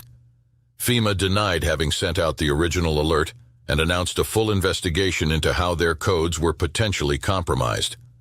This revelation raised concerns about cybersecurity and the integrity of the emergency alert system, particularly since WKTV appeared to be the sole target of this apparent hack. To mitigate any immediate risk, WKTV took proactive measures by disabling the specific codes in their decoder responsible for triggering the erroneous alert, ensuring that while they could still receive genuine national alerts through local radio channels they monitor, their system was safeguarded against further unauthorized messages. As the investigation gained momentum, WKTV pledged full cooperation with FEMA, providing detailed information about their broadcast hardware, software, and network access, as well as log files from their devices. This data was deemed essential for FEMA to trace the source of the hack effectively. Collaborative efforts included liaising with the New York State Broadcasters Association and FEMA to fortify their defenses against such vulnerabilities. Interestingly, this was not an isolated incident. YouTube users across several states reported seeing variations of this emergency alert, pointing to a broader systemic test rather than a targeted attack. It was later clarified that the alert aired during a scheduled system test announced months prior, in July 2016, which unfortunately included test data from a developer inadvertently broadcasting Dr. Seuss lines during a software test. FEMA clarified that there was no malicious intent behind these messages, attributing the mishap to an EAS device at WKTV that was incorrectly configured to monitor a test environment instead of the official message aggregator. This incident served as a stark reminder of the complexities and vulnerabilities inherent in digital communication systems, particularly those as critical as the emergency alert system. While it led to no direct harm, the combination of technical misconfiguration and unfortunate timing underscored the importance of stringent security measures and thorough system testing to prevent future breaches of public trust and safety. Thank you for joining us for another episode of Fireside Unsolved. If you haven't already, please like and subscribe to help the channel grow. Until next time, take it easy and be easy, you filthy bastards.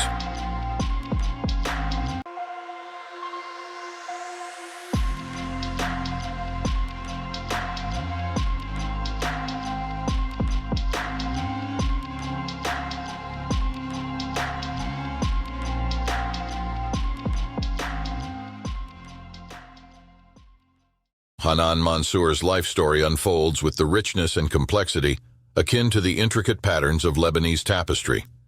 Born into the vibrant culture of Lebanon in the mid-1930s, Hanan's early years were shaped by the traditions and evolving dynamics of a country rich in history. At the young age of 20, she entered into marriage with Farouk Mansour, aligning her path with a well-established Lebanese family, thus beginning a new chapter filled with both promise and challenges. Together, Hanan and Farouk built a life enriched by the birth of their two daughters, Layla and Galara, who brought immense joy and fulfillment to their lives. However, the tapestry of her life was darkened by tragedy with the untimely death of her brother Nabi, a figure of prominence in Lebanese society whose life was abruptly cut short in a plane crash. This loss deeply affected Hanan, casting a shadow over her happiness. The years that followed brought further challenges for Hanan. After the birth of her second daughter, she was diagnosed with a serious heart condition. Despite stern warnings from her doctors about the risks of another pregnancy, Hanan's desire for a larger family led her to disregard medical advice, resulting in the birth of her son in 1962. This decision, however, came at a cost. Her health began to decline sharply, especially noticeable after her brother's death, plunging her into periods of intense reflection about life and death. During these reflective periods, Hanan expressed to Farouk her profound sense of premonition. She believed strongly in the concept of reincarnation and felt that her death would not be the end of her voice or her spirit. She claimed that she would be reincarnated and have much to say about her experiences in her past life. These conversations were marked with a sense of inevitability and a deep spiritual understanding of life's cyclical nature. In pursuit of a remedy and perhaps more time with her beloved family, Hanan traveled to Richmond, Virginia at the age of 36 for heart surgery, a journey filled with hope but overshadowed by her deteriorating health. The night before her surgery, in a poignant moment of longing, she attempted to reach out to her daughter Layla but was unable to connect, a metaphor for her increasingly fragile grip on life. Tragically, Hanan's fight came to an end when she succumbed to complications during surgery, just a day after the procedure. Her death marked a profound loss for her family and all who knew her, leaving behind a legacy of love, resilience, and a mystical belief in life beyond the physical realm. Just 10 days following Hanan's death, a new life began with the birth of Suzanne Ghanem, whose arrival was preceded by a vivid and prophetic dream experienced by her mother. In this dream, she encountered a woman around the age of 40, the same age Hanan would have been, who embraced her and declared her intent to return to her. Upon seeing a photograph of Hanan later, Suzanne's mother was struck by the realization that the woman in her dream bore a striking resemblance to Hanan. This remarkable connection deepened as Suzanne grew. At only 16 months old, she exhibited unusual behavior for a child her age by engaging with a telephone in a way that suggested familiarity and purpose. She repeatedly attempted to initiate contact by asking for Layla, a name unbeknownst to her family but significant as one of Hanan Monsour's daughters. This incident marked the beginning of Suzanne's revelations about her purported past life. As Suzanne's ability to communicate grew, so did the clarity of her declarations. She identified herself not as Suzanne but as Hanan, insisting that she once lived as Hanan Monsour. When her family probed for more details, Suzanne cryptically responded that her head is still small, implying that her young age and developing mind limited her ability to fully articulate her past life memories. By the age of 2, Suzanne had astonishingly referenced 13 names, each correlating to significant individuals in Hanan Monsour's life, including her children, her husband Farouk, and other close family members. These revelations presented a compelling case for those who study cases of potential reincarnation, suggesting that Suzanne might be retaining memories from a life once lived by Hanan. The mysterious connection between Suzanne Ghanem and the Monsour family deepened as the Ghanems undertook the daunting task of reaching out to the Monsours, the family of Hanan, the woman Suzanne claimed to have been in a previous life.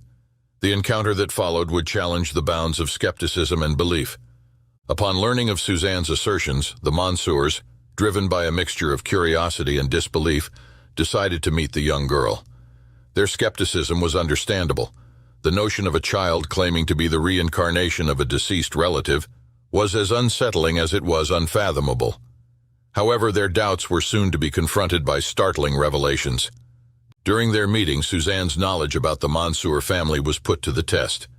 In an encounter that left those present both amazed and bewildered, she successfully identified all of Hanan's relatives by name, recognizing them as if she had never left. Further compelling was her intimate knowledge of details unknown to anyone outside the immediate family. Suzanne spoke of jewels Hanan had entrusted to her brother Hercule before her surgery, a family secret that had never been disclosed publicly. Her accurate account of these jewels solidified the Monsours' growing belief in her claims. Moreover, Suzanne's connection to the Monsours displayed characteristics that transcended mere anecdotal evidence. Before she had even learned to read or write, Suzanne had scribbled a sequence of numbers that astonishingly matched the Monsours' phone number, albeit with 2 digits transposed. This peculiar incident added another layer of intrigue to her story. Suzanne's profound connection to Hanan's past was further evidenced in her recitation of the oration from Nabi's funeral, a speech she had no way of knowing, yet was able to recite verbatim, much to the astonishment of all who heard it. As Suzanne grew older, her bond with Farouk, Hanan's husband, remained strong. Even at the age of 25, she maintained regular contact with him, a testament to the enduring connection she felt. Farouk, for his part, came to accept Suzanne as the reincarnation of his late wife, citing her ability to recognize scores of acquaintances and her knowledge of intimate details as convincing evidence of this extraordinary claim. This incredible story is further complemented by the striking physical resemblance between Suzanne and Hanan, evident in side-by-side photographic comparisons. Such similarities lend visual credence to the assertion that certain facial features might indeed persist across different incarnations. Dr. Ian Stevenson, a professor of psychiatry at the University of Virginia, dedicated his career to the scientific study of reincarnation, particularly focusing on children's past life memories. Recognized for his meticulous academic style, Stevenson's research was primarily aimed at a scholarly audience, emphasizing the rigor and methodological robustness required to gain acceptance in the scientific community. Stevenson's interest in Suzanne Ghanem's case began when she was just a small child in Lebanon in the late 1960s. He initially documented her experiences and the claims of her remembering a past life as Hanan Monsour. Decades later, in 1998, Stevenson revisited the case, accompanied by Tom Schroeder, a journalist from the Washington Post, who was at the time writing a book about Stevenson's work. During this visit, now with Suzanne at the age of 35, Stevenson observed and documented that she retained the facial features of Hanan Monsour, providing a striking continuity to the claims of reincarnation first made when Suzanne was merely a toddler. This moment of realization underscored a critical aspect of Stevenson's work, the ongoing nature of research in the field of reincarnation. New evidence and insights can emerge even decades after the initial investigations, illustrating the evolving and dynamic progression of cases under long-term scrutiny. Stevenson's revisitation of Suzanne's case 30 years later highlights the potential for ongoing discoveries and the importance of maintaining a scientific curiosity and rigor in the exploration of human consciousness and the possibilities of life beyond a single existence.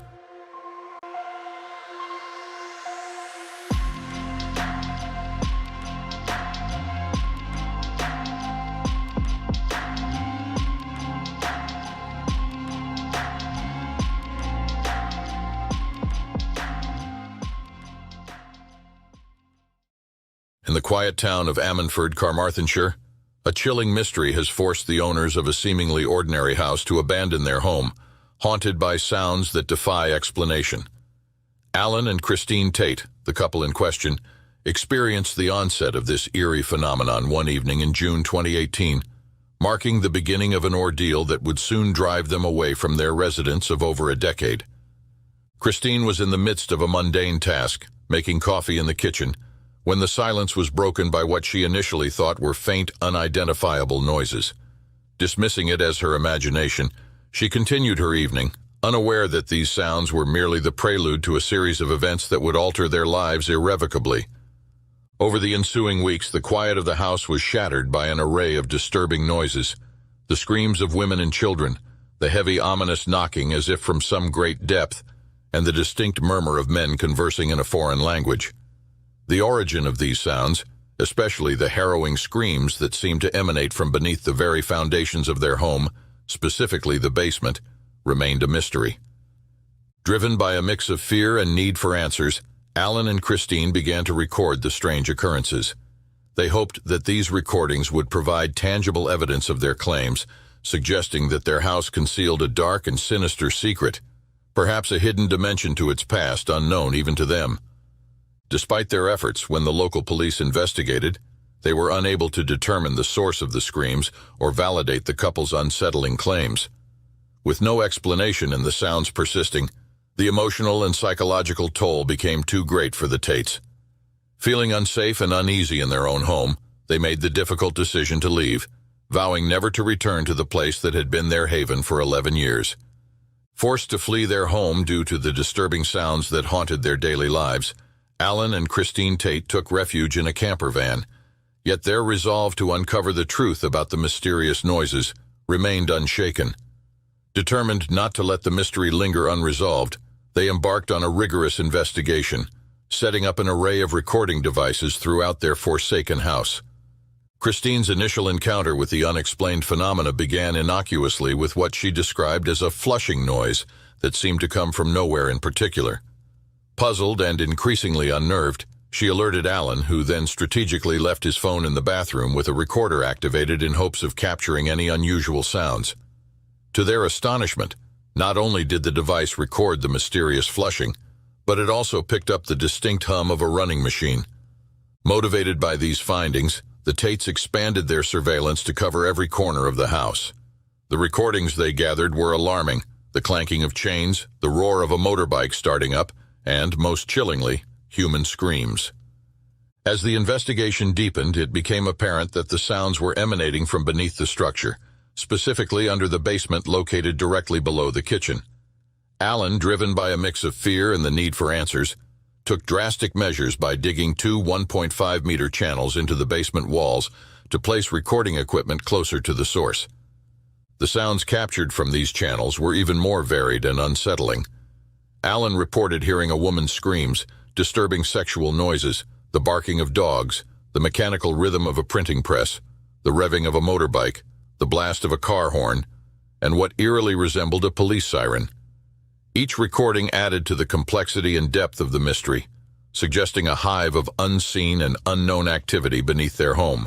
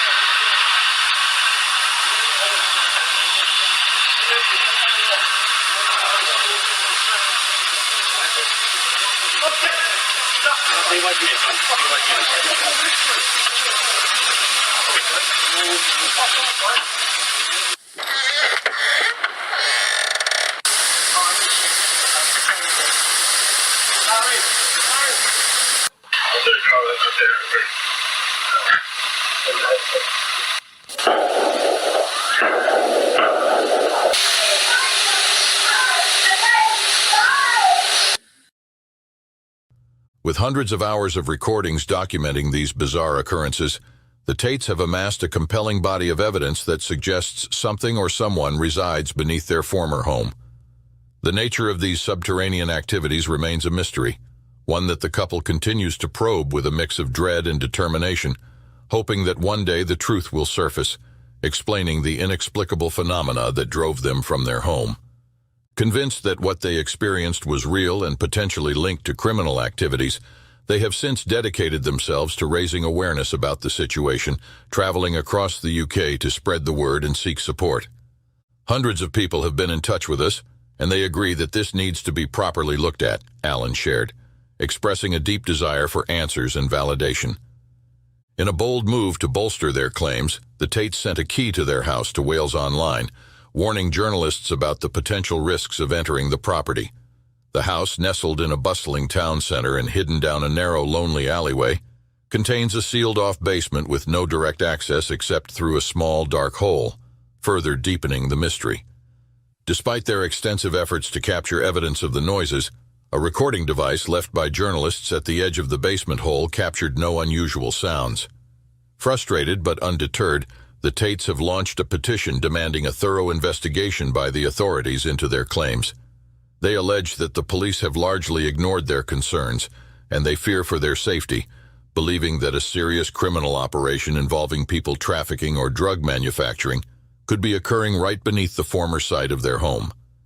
Dyfed Powys Police confirmed receiving correspondence from the Tates and even conducted a visit to the area in November 2018, but their investigation did not turn up any evidence of wrongdoing. Still, the Tates are adamant that something nefarious is happening and that there are potentially many people living, sleeping, and working under the house. Now the couple lives a nomadic life, distributing flyers and posters to raise awareness about their ordeal and to pressure authorities into taking more decisive action. "We don't want to go back until the matter has been resolved," Allen stated firmly, hinting at the grave nature of their suspicions. "I think we're dealing with a serious criminal gang here, and I think our lives could be in danger if they knew where we were." The Tates story is a chilling reminder of how quickly the familiar can turn into the unfathomable, leaving more questions than answers, and a couple in fear for their lives as they seek to uncover the truth. Tonight on Fireside Unsolved, we're going back in time to 1993 and venturing out to a desolate stretch of highway in Washington state. A lone figure was seen walking in the middle of the road in the dead of night when he met an untimely demise. What started as a tragic hit and run quickly turned into a confounding mystery with layer after layer of questions, leaving investigators desperately looking for the answers. For over a decade, the identity of this anonymous soul remained out of reach. But then a chance discovery sparked a chain of events that would reveal a story filled with strange details and a new set of questions that are still unanswered. This is the story of a seemingly ordinary man from Amarillo, Texas, whose life journey takes a chilling turn on a lonely highway, far away from his home and his family.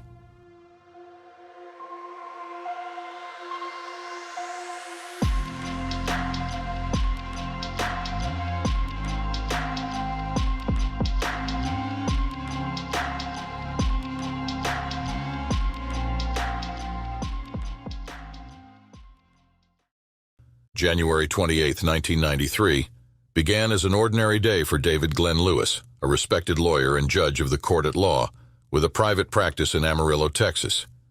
However, after lunch, David left his law firm, citing a sudden illness. While there's no record of exactly where he went, a credit card statement would later show a purchase for gasoline that afternoon. Despite feeling unwell, David attended and taught his evening government class at Amarillo College until approximately 10 p.m. that evening. The following day, a Friday, David's wife and daughter left their home in Dumas, Texas, for a pre-planned mother-daughter shopping weekend to Dallas. They reportedly did not see David before they left for the trip. David, a die-hard Dallas Cowboys fan, had opted to stay behind and watch the Bills versus Cowboys Super Bowl at home. Here, the narrative takes a curious turn. Later that afternoon, a member of David's church claimed to see him rushing through the Amarillo International Airport terminal and without any luggage. This unexpected sighting raises a multitude of questions. Where was David headed in such a hurry, and why didn't he bring any luggage? Did the sudden illness subside, prompting the last-minute change of heart to meet his family in Dallas? Even if that was the case, David would need to pack at least one bag. Or was Lewis on a different, more urgent mission, one that maybe didn't require a change of clothes? Adding a layer of intrigue, David Lewis's red Ford Explorer was seen parked outside the Potter County Courthouse on that Friday evening at around 10:30 p.m.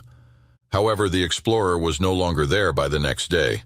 It was, however, reported by his neighbor to have been in his driveway at home in Dumas, Texas at some point on January 30th, but no details have ever been released by police. On the morning of January 31st, Super Bowl Sunday, a deputy sheriff observed David's car parked once again by the courthouse. This time, a man resembling David was seen across the street, seemingly taking pictures of the vehicle. Meanwhile, David's wife and daughter returned home from Dallas after the Super Bowl had already ended. When entering the home, they discovered evidence that David had been home recently. The VCR was still recording the Super Bowl telecast, which, to have recorded correctly, would have had to have been programmed to start recording before the game began. Inside the refrigerator, there were 2 turkey sandwiches which sat untouched, and laundry remained unmoved in the washing machine. David's wedding ring and watch were neatly placed on the kitchen counter. Karen Lewis assumed her husband had either watched the game elsewhere or gone back to work for a bit after the game ended and would return home later. These seemingly mundane details paint a confusing picture. David Glenn Lewis was seen at an airport, courthouse, work, home. What was David doing during this window of time? Did he indeed watch the game elsewhere? Did he travel somewhere by airplane? Or did these inconsistencies point to a more unsettling possibility? Monday, February 1st, 1993, marked a turning point in the David Glenn Lewis case. On that day, a taxi driver in Dallas reported transporting a man resembling David from a hotel to the Dallas-Fort Worth International Airport. The passenger allegedly exhibited nervousness and paid for the fare entirely in cash, using $100 bills. Back at their home, a worried Karen Lewis, by now concerned about her husband not returning home and having learned of David missing 2 work appointments that day, contacted the police to report him missing. While the investigation was underway for David in Texas, a tragic event was unfolding at the same time, some 1,600 miles away. On State Route 24 near Moxie, Washington, passing motorists were witnessing a seemingly disoriented man walking in the roadway. One motorist decided to turn their vehicle around to confront the man about the safety of his actions. However, by the time the motorist was able to turn around, they discovered the man lying on the road, deceased, a victim of a hit-and-run vehicle accident. With no identification on his person, the deceased man became a John Doe for Washington state law enforcement to try and identify. As authorities in Washington grappled with their unidentified John Doe, police in Amarillo were in search of David, with authorities checking in and around the places he most frequently visited to see if they could find any trace of him. A few hours after Karen Lewis reported David missing, Amarillo police located his abandoned red Explorer back in Amarillo, once again parked near the Potter County Courthouse. Upon searching the vehicle, his keys were found hidden under the floor mat, along with his checkbook, driver's license, and credit cards. A review of David Lewis's banking transactions over that weekend revealed a strange history. On January 30th, a mysterious $5,000 deposit appeared in his bank account. Investigators were unable to determine the source of this unexplained influx of cash. Further complicating things, a plane ticket from Amarillo to Dallas was purchased in David's name on that same day. Whether he used this ticket, or if someone else used it posing as him, remains an unanswered question. Then a second plane ticket surfaced. This flight was for a Los Angeles to Dallas route, and it was purchased under similar circumstances, again on the same day Karen Lewis reported her husband missing. These unexplained financial transactions obviously hinted at potential travel plans, yet why David made these plans remains a mystery. Authorities explored the possibility that David Glenn Lewis's work as a judge and lawyer might have exposed him to dangerous enemies. Karen Lewis even recalled past death threats he received while serving on the bench. One particular case involved a client facing a lawsuit from his son-in-law, a convicted murderer. When interviewed, this client said that he suspected David's murder was linked to his career in the legal field. However, he doubted his son-in-law's involvement in his disappearance. His reasons included the fact he was in prison at the time and lacked the resources for a prison-orchestrated revenge killing. The financial anomalies and possible threats to his life painted a picture of a man in potential danger. However, the lack of concrete evidence and David's seemingly normal routine in the days leading up to his disappearance left investigators no closer to finding the truth. As the investigation continued to unfold, details regarding a potential legal entanglement emerged. David was named as a defendant in a lawsuit involving other lawyers and a former client. Interestingly, Karen Lewis noted that her husband remained the only defendant who hadn't undergone a deposition, sparking speculation about a possible connection to his disappearance. Unfortunately, his files related to this case vanished, leaving another dead end for investigators. While Karen suspected foul play, David's own personal lawyer downplayed the lawsuit's relevance to his disappearance, arguing it offered no motive for anyone involved. Despite the lack of details to support anything concrete, the Lewis family clung to the belief that David was the victim of a crime. Karen pointed to his excitement about their daughter's upcoming birthday and his ongoing career aspirations, along with continued community involvement, as evidence against a purely voluntary disappearance. In contrast, police leaned towards the possibility of self-inflicted harm. They cited David's potential bitterness over his recent election defeat for district judge, coupled with concerns about his lack of clients at his law firm and a looming lawsuit against him. "People don't always do what you expect," the lead detective on the case said.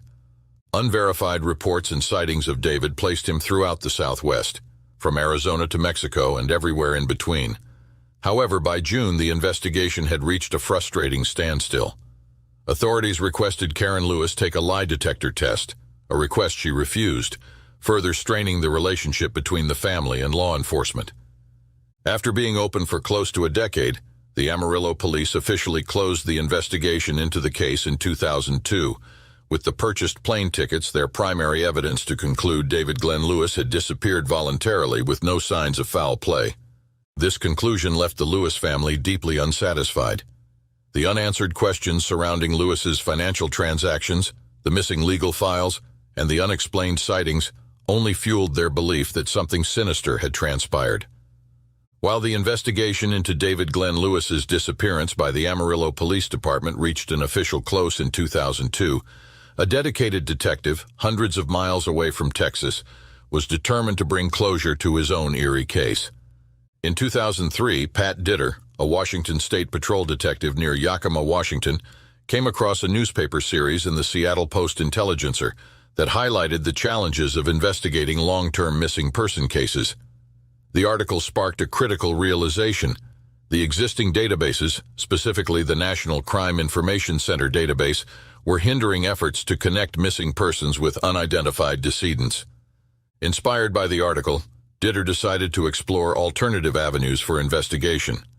With Google's growing popularity at the time, he decided to sit down at the computer and start a search for missing men matching the John Doe's physical description. Within a week, a list of potential matches emerged, and one name stood out: David Glenn Lewis. The resemblance between David's picture on missing person websites and the John Doe's photographs was undeniable. However, a single discrepancy remained. The John Doe wasn't wearing glasses, a distinct characteristic of David Glenn Lewis.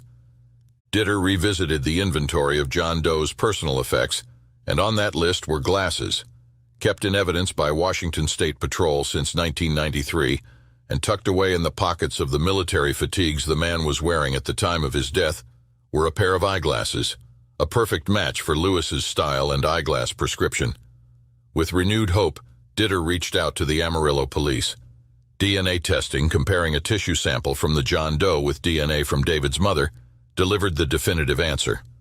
The results, finalized in October 2004, showed a 99.91% probability that the sample belonged to David Glenn Lewis.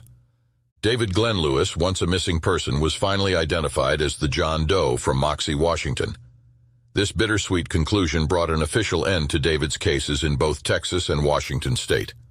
Lewis was laid to rest in a cemetery closer to his loved ones, a final act of closure after a decade of uncertainty.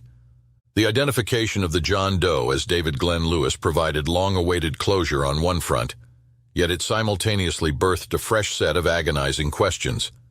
While the mystery of his identity was finally solved, the circumstances surrounding his final days remain unexplained and still a mystery. The unanswered questions regarding his sudden disappearance, the unexplained financial transactions, and the reason behind his presence in Washington continue to haunt his family. The Lewis family clings to their initial belief that David was abducted.